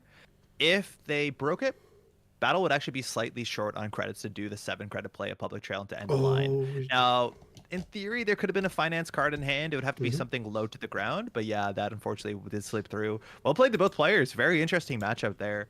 Whether you can advance the Oaktown one sometimes to get back in the money, but very, very tricky. I love those alternate win condition Waylands where it's like you have to worry about so many different things. Yeah, like something similar to like old school super modernism. That's kind of not as like prevalent as it hopefully would be. I've been a big fan of that sort of deck. That's often my like learn to play deck. Like here's a Wayland deck with good ice, good agendas, and an alternate win condition. Be aggressive. Very, very fun. All right, I imagine we don't have that much time left in the round. I think we like have 10 minutes, 9 minutes already. So we are just trying to figure out like 2-minute games. Yeah, I don't know what you want to do. Whether you want to throw to break. Sometimes it's like a bit rough to be disruptive in the last 5 minutes when people. Yeah, I think it's I think we can take like a 10-minute break. Cool. All right. Do you know when is the lunch break on this round? Is it between 3 and 4 or 4 and 5? I would ask Man in the Moon. I'll definitely should ask. Okay, I'm saying this very clearly. If I'm saying on stream, we do not have a lunch break coming up right now. I'd be very surprised, but we will have a break between rounds. If you're looking to, stretch your legs or get some food, there will be a break for all the players, let alone for folks watching at home as well. Yeah, just checking up on if there was a stream that might wanted to be shouted out. If you're watching on YouTube, you can go back into the past and watch round 1 if you're just dropping by. That's a nice thing about streaming on YouTube. You can just watch the older rounds. And we had some really exciting round 1 to start. After round 3, Thank apparently. you, Jessica. Appreciate that. Cool. We're going to throw to a break? Yeah, just trying to figure out. All right, 10 minutes about, and we will be back. See y'all in a bit.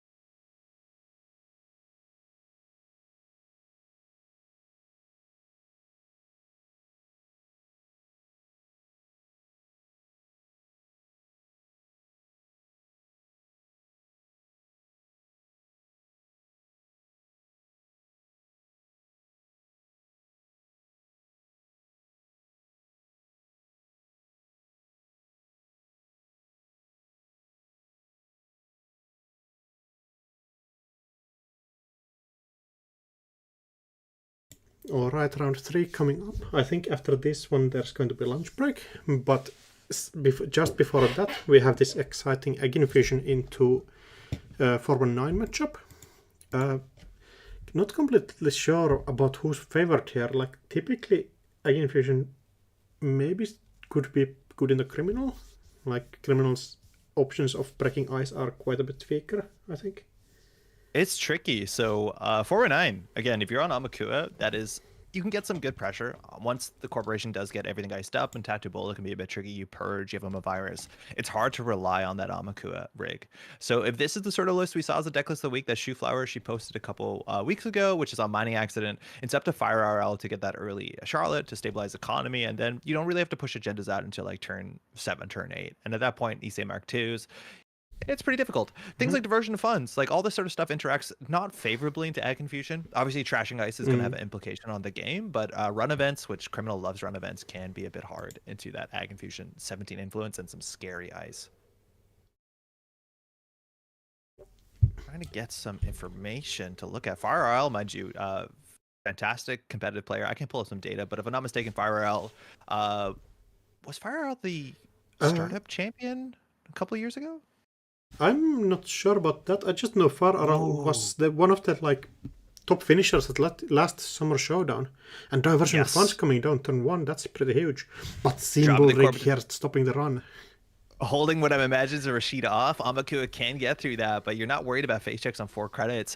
The worst case scenario is, an end to run, and it looks like Rashida is going to be a nice stabilizer here. Hedge fund into subliminal messaging, and only 5 credits to show for it after the Rashida. That diversion very, very early. We have to pay attention, mind you, on JNet, whether we're going to protect these cards. If that's a spin doctor, it's just going to be exposed until the Amakua shows up. So Fire RL needs to get ice up on central servers to stop those diversions coming through.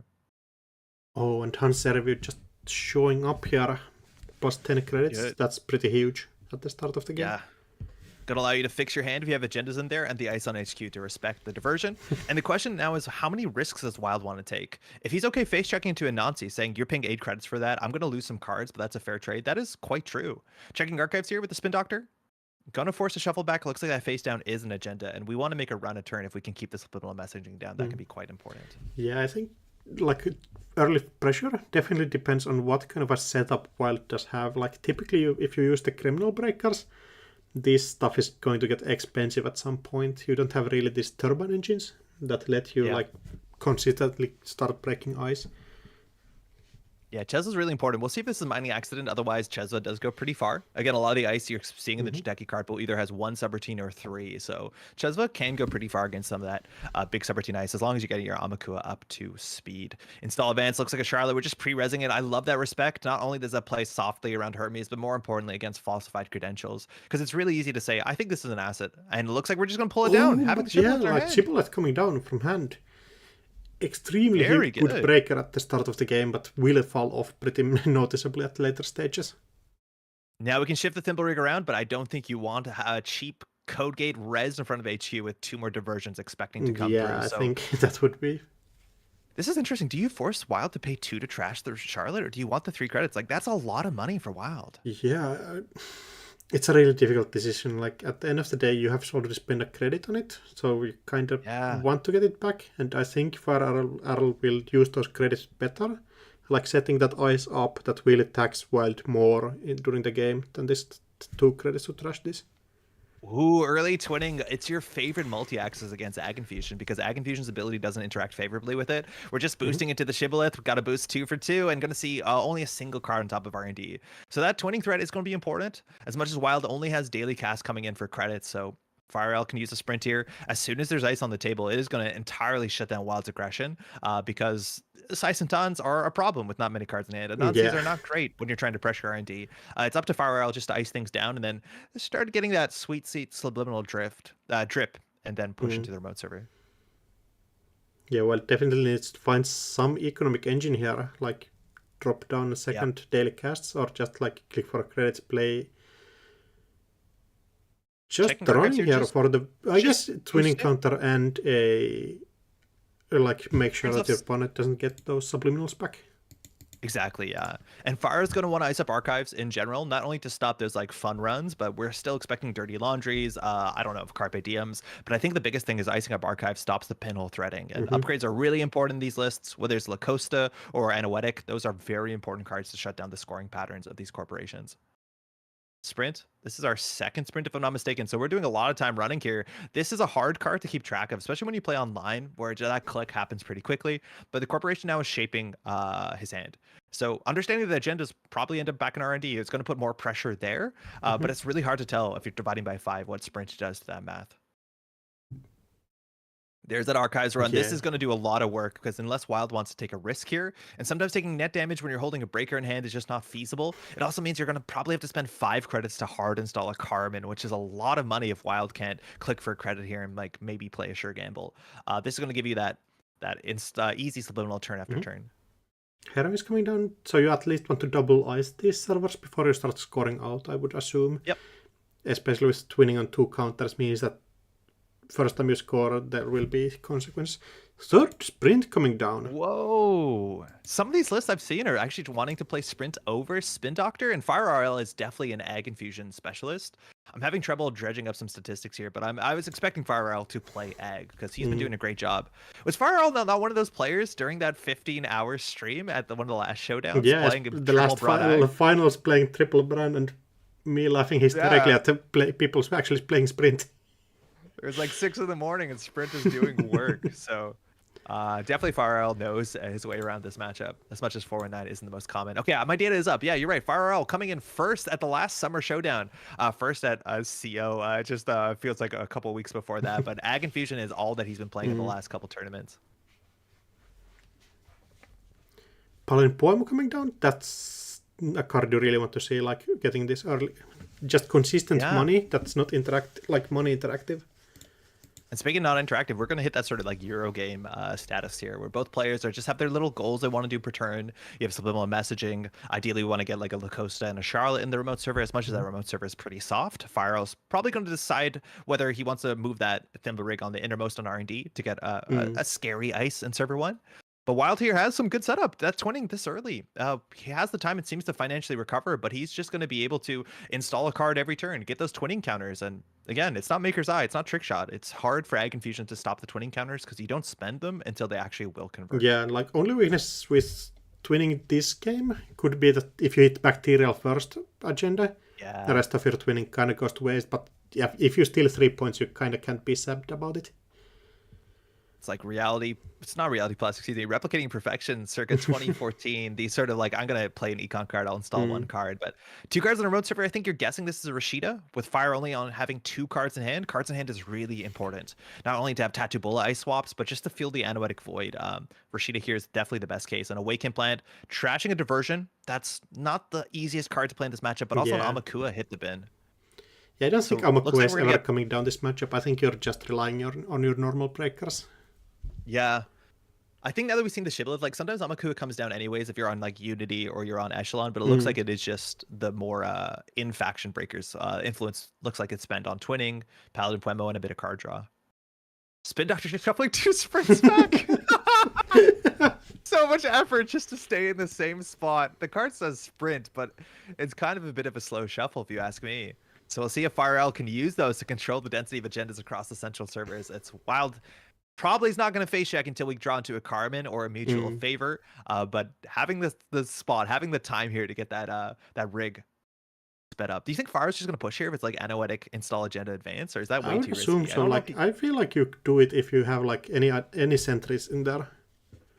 Yeah, it's scary. Like 16 credits is not a lot of money, but Ag Infusion's ability, which we haven't really discussed yet, gives you more money from the limited amount of ice you res. You res 1 Ag Infusion, and now Wild understands that any run can send you into that outermost ice, into that Ag Infusion, into that Brawn. Install advance here. The call is whether it's a Charlotte or whether it is actually a Nisei Mark II getting scored out. So the upgrade could be an Anoetic, could be a La Costa for even a 5-3. It's hard to parse the sports state. We'll see if Wild has a Boomerang or an inside job to force some reses.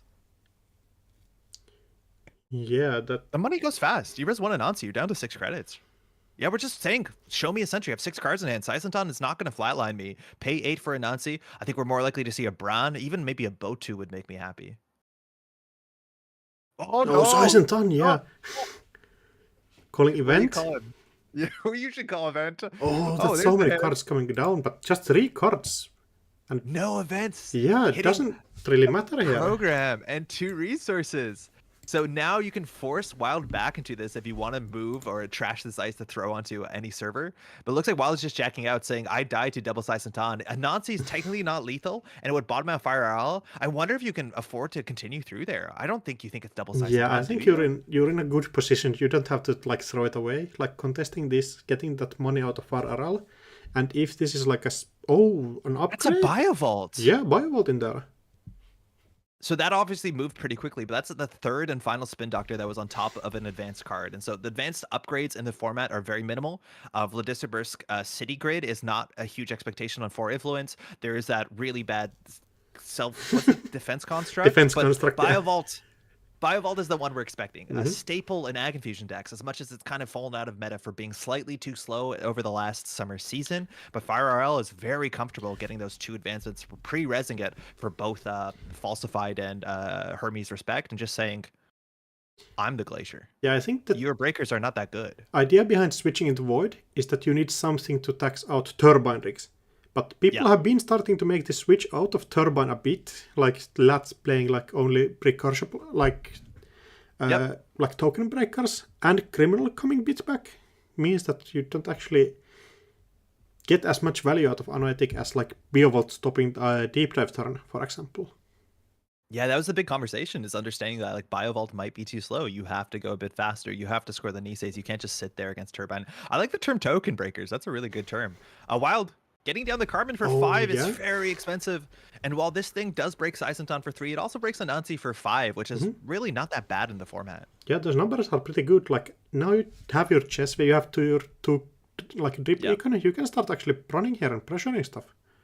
Wild's going to start poking. That's the 3rd Amakua in the bin. So 419's exposed. I think we've been paying for it. Maybe we've been missing the chat log, but there is still some value to get the Amakua up, because if you get the Amakua up to strength, that is genuinely the best breaker in the format. So maybe Wild is reserving that last slot on the MU for a second pot of coffee. That would be pretty ideal. Yeah, second chess, it does feel like if you have it, you probably want it. Like 4 credits a turn is so much.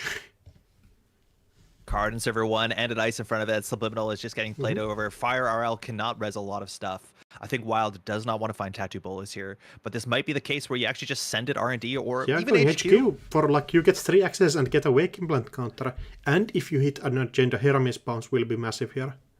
Yes. Firstly, the Biovault you can pre-res, but there's a chance the remote server is low coast into a 4-2 and Fire is actually threatening to score out. Saisentan also having the ice in front of it turns off the Ag Infusion ability, as much as it'll only be a 3-cost tax here. But Wild is hoping with 8 credits across the coffee and 6 in the card pool that this will be okay. Big first res here. Ag Infusion now getting some real text, but we're only breaking this for 3 credits, and on 1 credit you can still go on finish the run here and make even more bravado money. Yeah, you can even go to like server 1 now after this. You can run R&D. Yeah, like anywhere. Like World is your oyster currently. And this is really awkward. Like, you don't pass this ice if it gets Ag Infusion. And I'm not sure if Fire wants 1 ice on HQ. But if you end up like sending the ice behind the Nancy away, you're going to pass another ice, which means more bravado credits. Yeah, 100%. Wake, going to get counter. Send a message to start. Huge start here, free res, but we do get the Hermes. Now the Hermes does go first, so if you can call whatever the most expensive ice on the table is, this is really important if you want to contest the remote. We're going to R&D. I think we're going to this up, yeah. Saisentan getting rest for free. That Anansi could have been bounced back to hand, but it looks like we're not charging server 1. Wild had an option to open up the remote server. Yeah, I think idea is that we're only going 1 credit. I think idea is that we are going R&D. Hope that you see an agenda here and bounce the server 1 with that. Now, down on 1 credit, you could have ran the remote server and flushed out the Biovault, let alone the Lacosta. Miss Bones would make that bit easier, but we're going R&D here for sure. And we're going to see probably 4 cards, maybe get on game point. I don't know if you're worried about punitive. The numbers of the credits don't really force you to respect that. Yeah, it doesn't just add up. Simple Rick getting swapped. So we're going to see 2 more cards here. We're going to see the full 3 and another for Wake. 4 cards off the top. Sprint have been putting cards back. It looks not like finding no anything trash. Huge whiff there. Wild drawing last click. Fire now. If we have a Charlotte, she doesn't have the advancements or the credits to Reza Locosta to get her to go to work. Yeah, not even a Rashida here. This is really big Fire knows the top of R&D is going to be safe. The question is whether it's an HQ. The outermost on 2 servers are pretty mean, so you understand if you ever run R&D, you could just be sent to a Nancy. Now that opens up R&D, of course it does. But on 4 credits here, FireL is now threatening what's in the remote server next turn with the Lacosta. Agenda, maybe, but more likely if that's a Rashida, at least she'll begin to fire. So I mean, if it's a Rashida, I think would have seen that already last turn. oh yes, sorry, like, if it's a Charlotte. Yeah, Charlotte, you just advance at some point. Yeah, you probably want to advance it instead of like I would assume it's like a Lacosta plus agenda, and like World is just sitting here. Like, yeah, go ahead, score it. I am building my econ, just setting up here. Boomerang on the Thimblewig, interesting. You do break that for 1. Now, also, having the Thimblewig on Archives means you have a pinhole window here. So it's up to FireAura to move that around. It might be we just want to install something with Paladin Puemo. Obviously, not the highest value Boomerang, but it's not like you want a Boomerang in a Nancy. It just doesn't do enough when you want to break all the subroutines. Yeah, racing Lacosta, advancing the Biovault, that we know it's in there. So whether server 1's also an Anoetic, if it's an agenda, I'm not sure which one we'd be advancing, but Subliminal is coming back.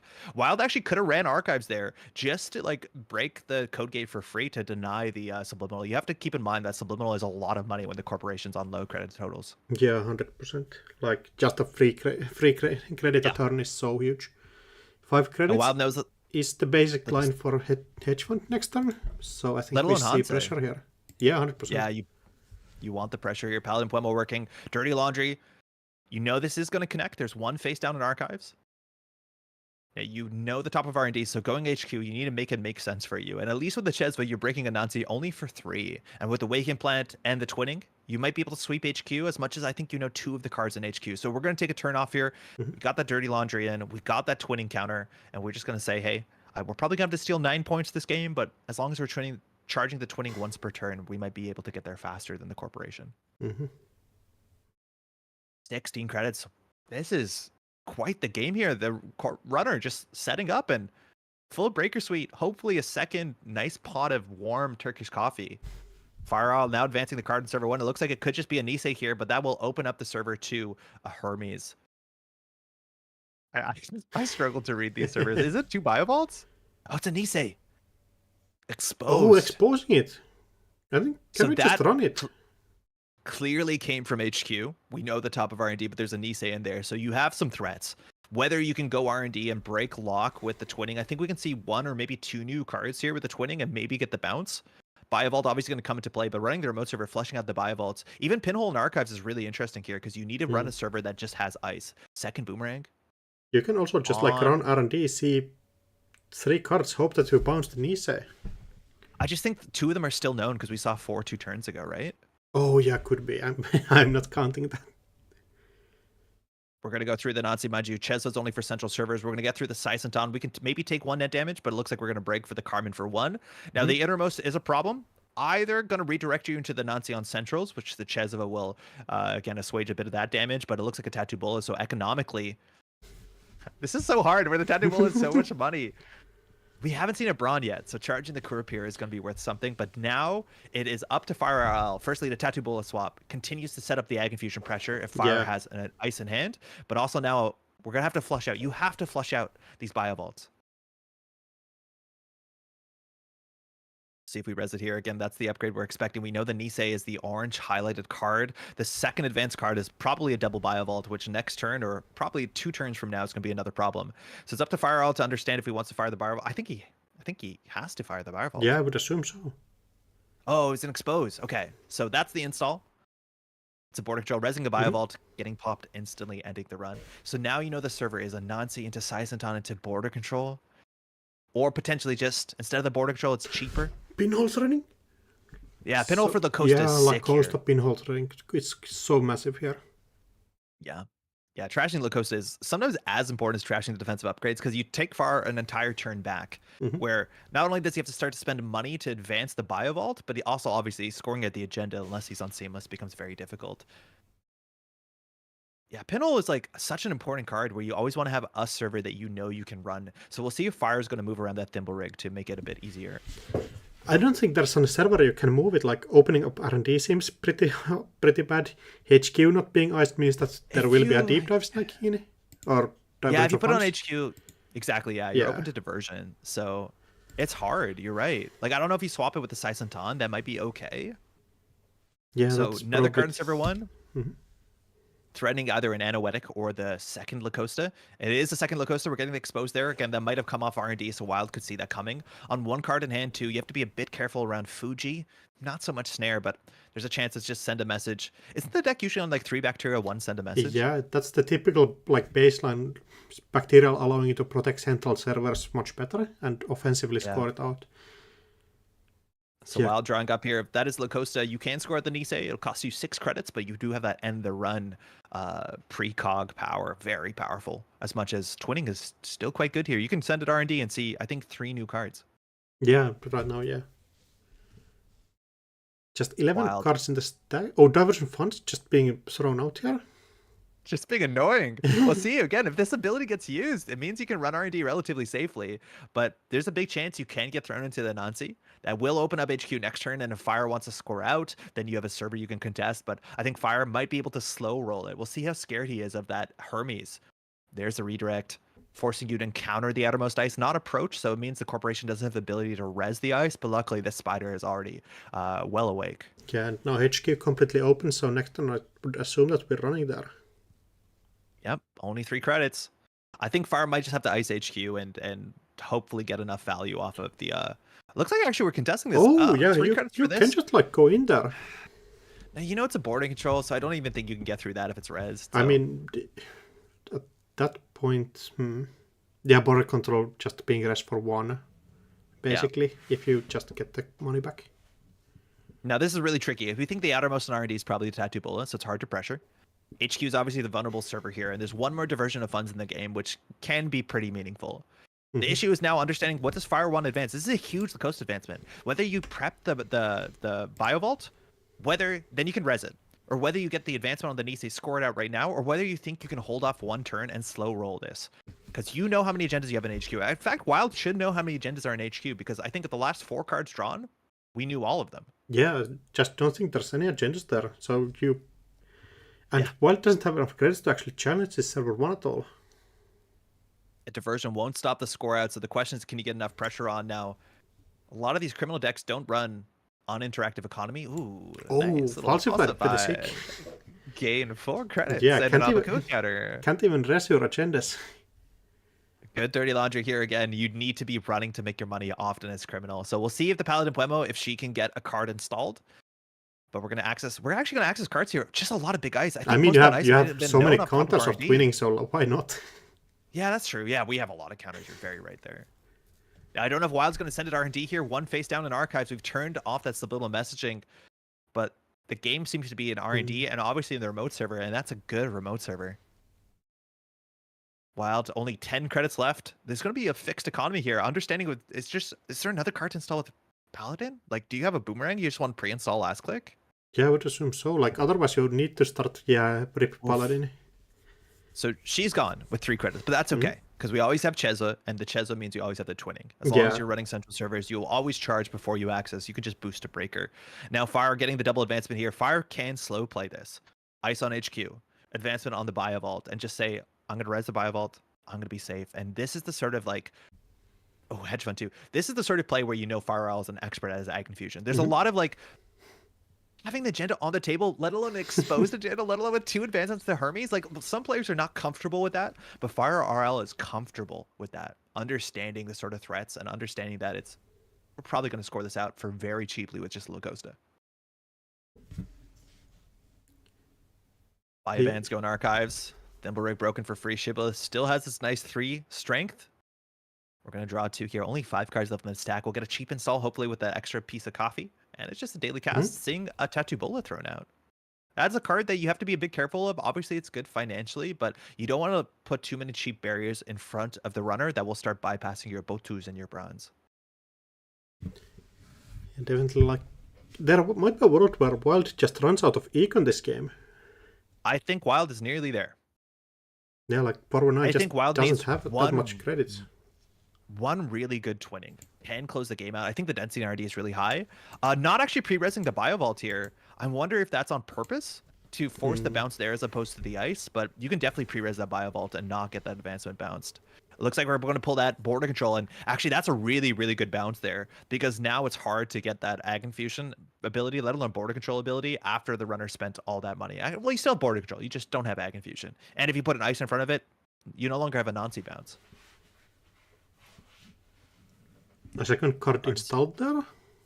That must have been the first card to break R&D lock. Yeah, I would assume so. Oh, exposing An awful office, office. like, yeah, just look at these cards, like, What a big one! Just saying it's in there. What are you gonna do? And why can't we run this? yeah, realistically, you can just like click for credits, run. I think. So my guess is that is Oh. not a bio vault. That is an Anoetic Void with an Oh, advancement. I mean, you on it. have an ESA counter, so that's I guess. yeah. Yeah, maybe. That's wild. Do you think that's a bio vault? I'm starting to doubt it's a bio vault. I mean, like 'Cause combining I those think it would have does been make kind of advanced by sense. now. Yeah. I think it would have been advanced by now if it is a bio vault. Like, that is a simple advancement. I mean, Now we're Dirty Laundry here. Thimblerig's going to get swapped out on HQ. So now you know you can run HQ. It's only going to cost you 1 + 5 minus coffee. yeah, no, The top of R&D is entirely unknown. Whether you want to spend a turn here and just tank the Anansi, like pay for the Anansi to open up on R&D, because the off-world office will be scored. And even with a click left, they were going R&D, threatening to see 4 cards off the top, starting with the Tatubola Tatubola. doing work. Yeah, that card I think we could have called. We saw that on HQ and installed the next turn after the bounce. So we'll see if we trash this R&D ice. Going to prevent the expose. I love how 419 now works with a blade if. Oh So no! Oh, no! Oh no! Oh no! Oh, that's not good. Yeah, there goes It's twinning. a Sadaka. This is the reason why you kind of want the Amakua sometimes. This is a trap. Yeah. So it'll fire once and disappear, but that is quite a fire. It's going to trash that 6 counter twinning. We still have the Waken plan, but that is just backbreaking here. All of the pressure wrapped in this game is the twinning threatening R&D, and just sitting there with a Sadaka. We can still see 2 here. We can still get the bounce of the off-world office. This can be a really big axis, but it's not going to be a 4 card. It'll be a 2 card. Trashing a buy vault. No steal, no nothing bounce. else. Not even using the Waking Plant there. Yeah, just saving it for. Oh, just going back, getting a We're deeper going back. dig in. Hoping we're trashable. We still have 2 clicks left, so we can run back there, but definitely a massive Sadaka. Now, this can be any ice. Obviously, Tattoo Bola was returned to hand. Fire now considering letting this too. This will be 2 new cards here. If we use the Wake, we are. Oh, Oh, Bacterial. bacterial! Okay. Yeah, there goes the off-world. What's the back in hand? But let me tell you, if there's one agenda that if you're like just doing good enough and you steal from the corporation, Fire RL now knows what the next 4 to 5 turns of the game are going to look like exactly. Yeah, range 7 says complete information of what's Yes. happening in the game.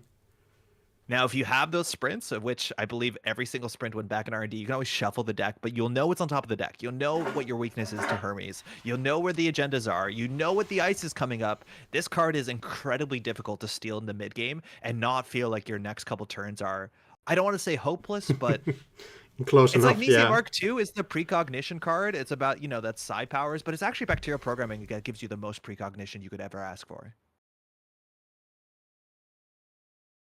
Maybe that's how they make the clones. Yeah, it does kind of make sense. I think Mati is supposed to be some sort of a library, so. Yeah, with the viral weaponization. That's the thing, is I thought they were doing like bacterial and virus stuff. I mean, it's the corner. bacterial programming, so. Yeah, no, I know. Yeah. Yeah, exactly. I just don't think they touched precog, right? Look at yeah, 7. I don't know. 7 cards went back on RD, 0 to HQ. Oh, that is so cursed. Yeah, I mean, You probably are don't need them. expecting the nearest agenda is 6 cards down at a minimum. Wild 4 cards left in the stack, losing the big twinning, no Amakuas left, but still having an okay economy. You have 6 credits coming in from the daily casts. But Fire knows exactly what that time bomb looks like on the top of R&D. 6 next cards are known after the mandatory. Thimblerig, Anansi, you're getting that ordering there, thinking 2 turns ahead to make sure the outermost does work well with your Ag Infusion ability. And we have the off-world office in hand here. No cards drawn. What does that mean? I think it just means that Far Aral is comfortable with the cards in hand, so you just keep Yeah. 7 in hand to make sure that there's no agendas randomly stacking up to your hand. Now, there's no shuffle effects that the runner should have access to here. Offered office going right into most servers saying my credit is worth more than you knowing what this is, because that second advancement does again now look like a maybe it is a Biovault, maybe it's not an Anoetic, but we still have a Nisei counter. It's hard. You have to run the server technically 3 times because we're assuming the border control is back there as well. Yeah, exposing Offroad office again, so. Yep. I love that confidence. That is wild. I mean, like, no shot runner can get in here, though. No shot. You have to beat border control. You have to beat Biovaults. Now, you do have a pinhole threading server here if you need to shut down either the Lacosta or the Biovault. And I like that pre-advance. It does play around the Lacosta trash. Yeah, problem is that you have to spend so much for the pinhole threading as well. Yeah.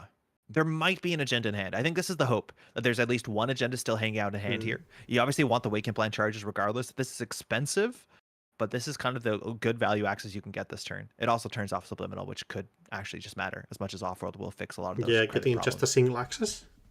Yeah. Stacking those counters on the twinning. Or Waking Plant, I mean. Yeah, the Wake is huge here. Whoa! Nisei! Excuse me! What's going on?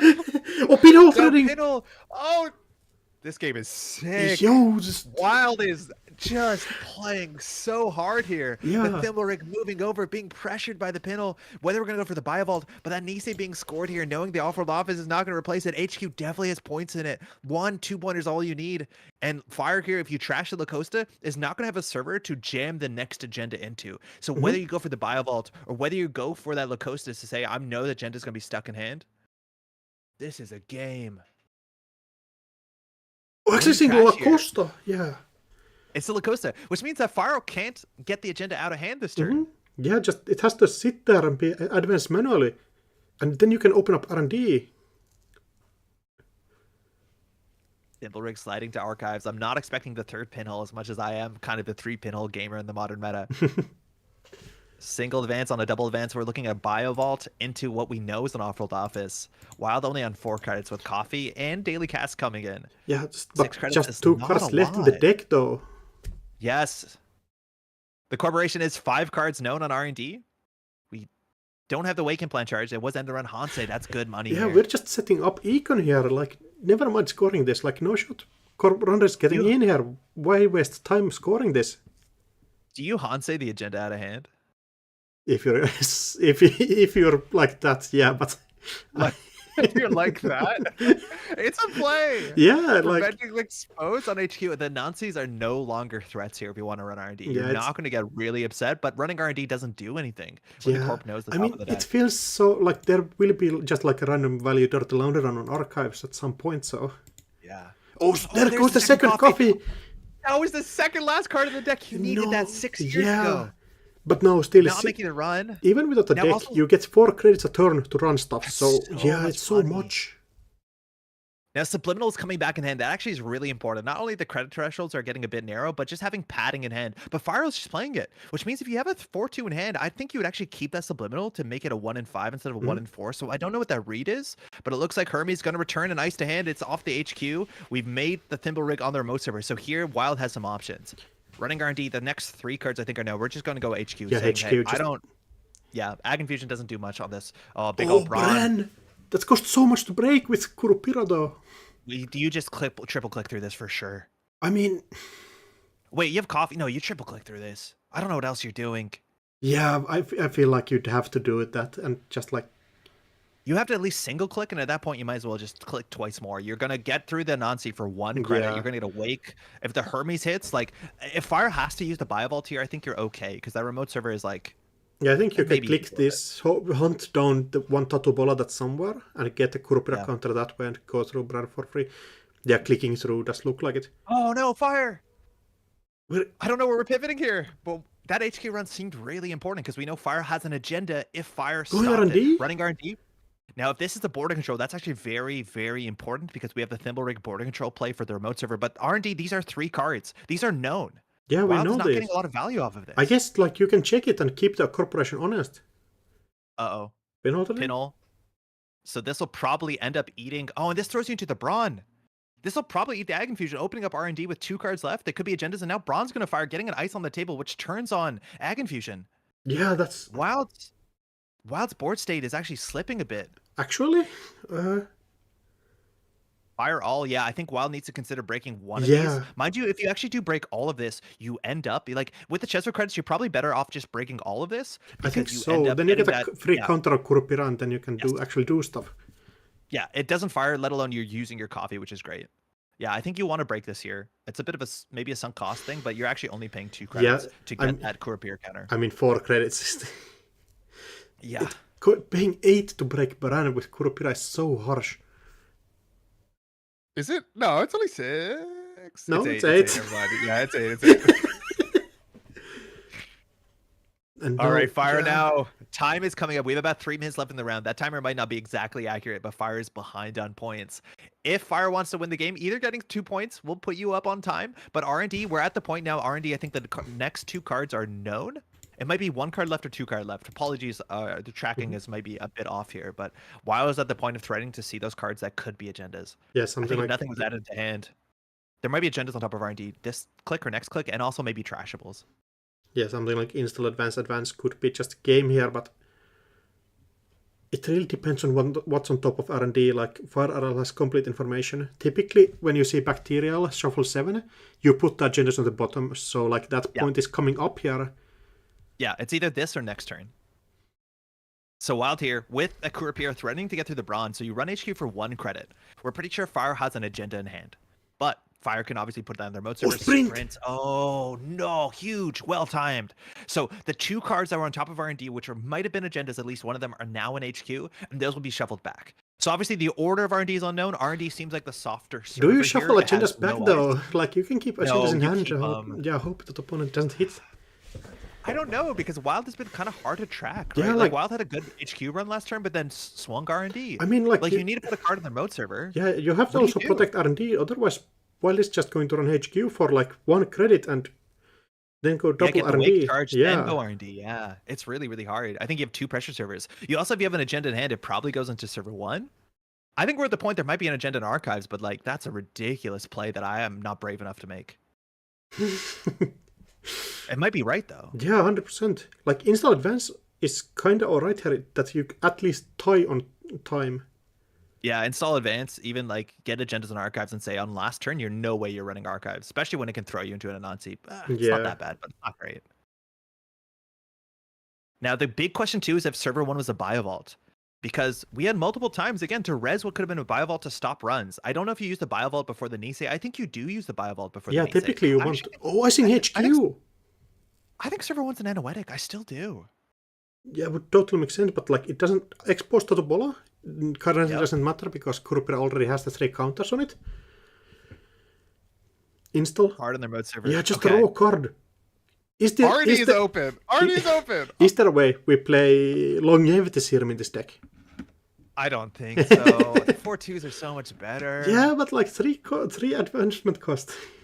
Like, is this a Rashida or a Lacosta? Like, I mean, okay, Rashida- Wild has options here. Yeah, 100%. We have full read of what running HQ is. However, if you bounce the Tattoo Bowl and throw into the Nancy, you actually have to pay out of pocket, and you can't. Now, if the Nancy fires, that's really bad for you because Fire can fix the top of R&D. You don't want that to happen.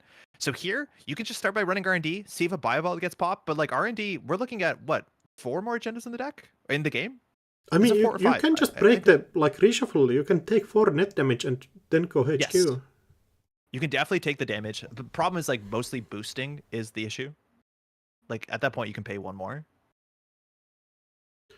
Draw First up is hit a start, draw, yeah, okay? deck is empty. Just 0 I- cards left. I know the last cards are. I would love a jailbreak, but that's not going to be happening here. Yeah, that would be so huge. Bravado? Where? HQ? HQ? Auto HQ. Wait, this Anansi's firing. No! Fire res that. Wait, fire res the Tattoo Bola. So obviously that's going to get 4 credits, which might be important. But you could actually consider bouncing here. Yeah, I The think thing is, so. like, Fire no longer has, unless you let this go off, Fire no longer has an Ag Infusion. If you Ag Infusion into the Nancy, it connects. And We're you actually going shuffle the through. top 5. Surely you can break this. Yeah, this is, you're getting access here. I think Fire has 1 agenda and it's now in server 1. So this means Wild is going to run HQ, going to get a Waken Plan charge, C2 on R&D. You can't get through here though. Surely. You can, You have, because you bypass Brawn and then you pay 5 you for have an 4 Anansi with credits. coffee. Yeah, but you have Kurapira for Baran, right? Yeah, but like Anansi is still 5 to break, right? You have 4. Oh, you're right. You Yeah, can just hit the damage. You just break the top part. Border control, mind you, installed on the outermost. I think you have to let some of Anansi fire, but you're gonna get a lot of money back from the Bravado. I think Wild might be off 1 credit on the Nancy, but I don't think you need to break the Nancy. You just need to break the first subroutine of a Nancy. This is the harsh time to be thinking. Like, yeah, you should be able to think, but still, like, time is coming up for sure. Fire needs the click, the turn back. This game is wild. A Nancy now on the innermost. If we want to boost here, we can't fire all. Oh no! I think you need to break one of the subroutines. You can't let the corporation rearrange the top 5. You can just chance of winning off disappears. If you think there's an agenda here, you can just hit it. Like, going to take the net damage. Going to pay not to draw. Obviously, that was no more cards left. That was the fastest HQ R&D like ordering I have ever seen. Yeah, it's probably not agendas. HQ, we're going R&D? HQ for 2, but after the Yeah, Nazi, we know it. Yeah, there can't be agendas. You have 3 There's credits. No way. You have 3 credits on the chest, but just not doing anything. We'll see here what Wild can do. Again, time might have been called. We don't have a judge stepping into this room, but Fire has 1 turn left here. Yeah, instantly advance. No crediting. Yeah, credit advance is probably it. Undo click. Oh no. Advance. Oh, that's it. What was time called? No, I think you have to wait until the judge comes into the room. I don't know. I don't know how it works on a tournament this size. Yeah, there might not be don't enough know. judges to do that. Time must have got called. It's unclear when it happens. If it was just on Wild's turn here, it looks like Wild will take it 6-4. There's only 1 turn left here. It depends when time was called. We might need a judge intervention Yeah, here. did that undo click cost you the game? I don't know. Oh, that's so hard. Oh man, what a wild line the last turn. I do think if Wild had a chance of like just breaking part of the Nancy with mostly Cheswick credits, you have a chance of just winning off of R&D, but it might not matter. So it looks like time, 2 more turns. This is so important. Wild has no cards in hand, but 10 credits. The next couple cards in R&D are still known to, well, one of them to one player. That Anansi firing is so big. Yeah, that's a huge Anansi setting up the top of R&D. Again, we talked about precognition, and it's slipping in weird cards. Not the precogs, it's the spiders and the bacterial. It looks like the players are saying that Wild will have a final turn, and then obviously Fire Owl will have one final turn to score in their remote server. I think that is not Biovault. I think that's an Anoetic. Now, you can't really threaten Fire Owl that well. We also know that the Thimble Rig can swap for the border control in HQ, and that is very expensive. It means you have to run the server 3 times, potentially even up to 4. Yeah, Wild on 0 cards in everywhere. 0 cards in everywhere, yeah. Yeah, I don't know what you do here. I think the best you can do is run HQ. Oh, Archives check. Apparently they're playing it. Yeah, respect Archives check. Yeah, you just have You're to not check expecting it. Anemone, but you just have to check it. 3 cards are face down here, and they came at interesting times. I don't think it's very obviously. I think they're figuring out whose turn it is. This is obviously so important. In person, this is a bit easier to sort out. There's no timestamp in the chat log, which like sometimes you love that, but the timer on the top of the thing starts. I'm not sure if it starts when the lobby starts, but it starts when the game starts, but you start the game a bit earlier than the actual match. Yeah. So Lacosta, Charlotte, and Hammer just credit. Fire Owl should have it. If it comes down to this as the final turn here, going to get up to 7 points. Apparently, we're playing it. Yeah. What a game, Axu. What a game. This is so sick. That was a sick game. It kept swinging. Yeah, and I don't... Anansi Fire just won the game, basically. Yeah, those last turns were very, very interesting with the installs, the Tatubola res. Like, I think you can spend 10 minutes talking about that last turn to see like what all the possibilities are. Whether the tattoo bounces into the Nancy solves it, whether breaking the Nancy solves it. I think both players had so many options and so many tools to play with, and what was definitely a very tight game. Well played to both players. Yeah, 100%. Damn. Yeah. That was cool. Yeah, I think it's a food break now? I'm sure. Yeah, apparently a 40-minute food break. Yeah, that sounds about right. Usually get a lunch break here. For you, it's a bit of a dinner, huh? Yeah, something like that. Were you joining for one round after this or still? I have one more round. Yeah, I'll be Yeah. coming back for it. All One right. more round. I'm excited for it. All right. See ya, everybody, in 40 minutes. Go get something to eat and walk around. We'll be back in a bit.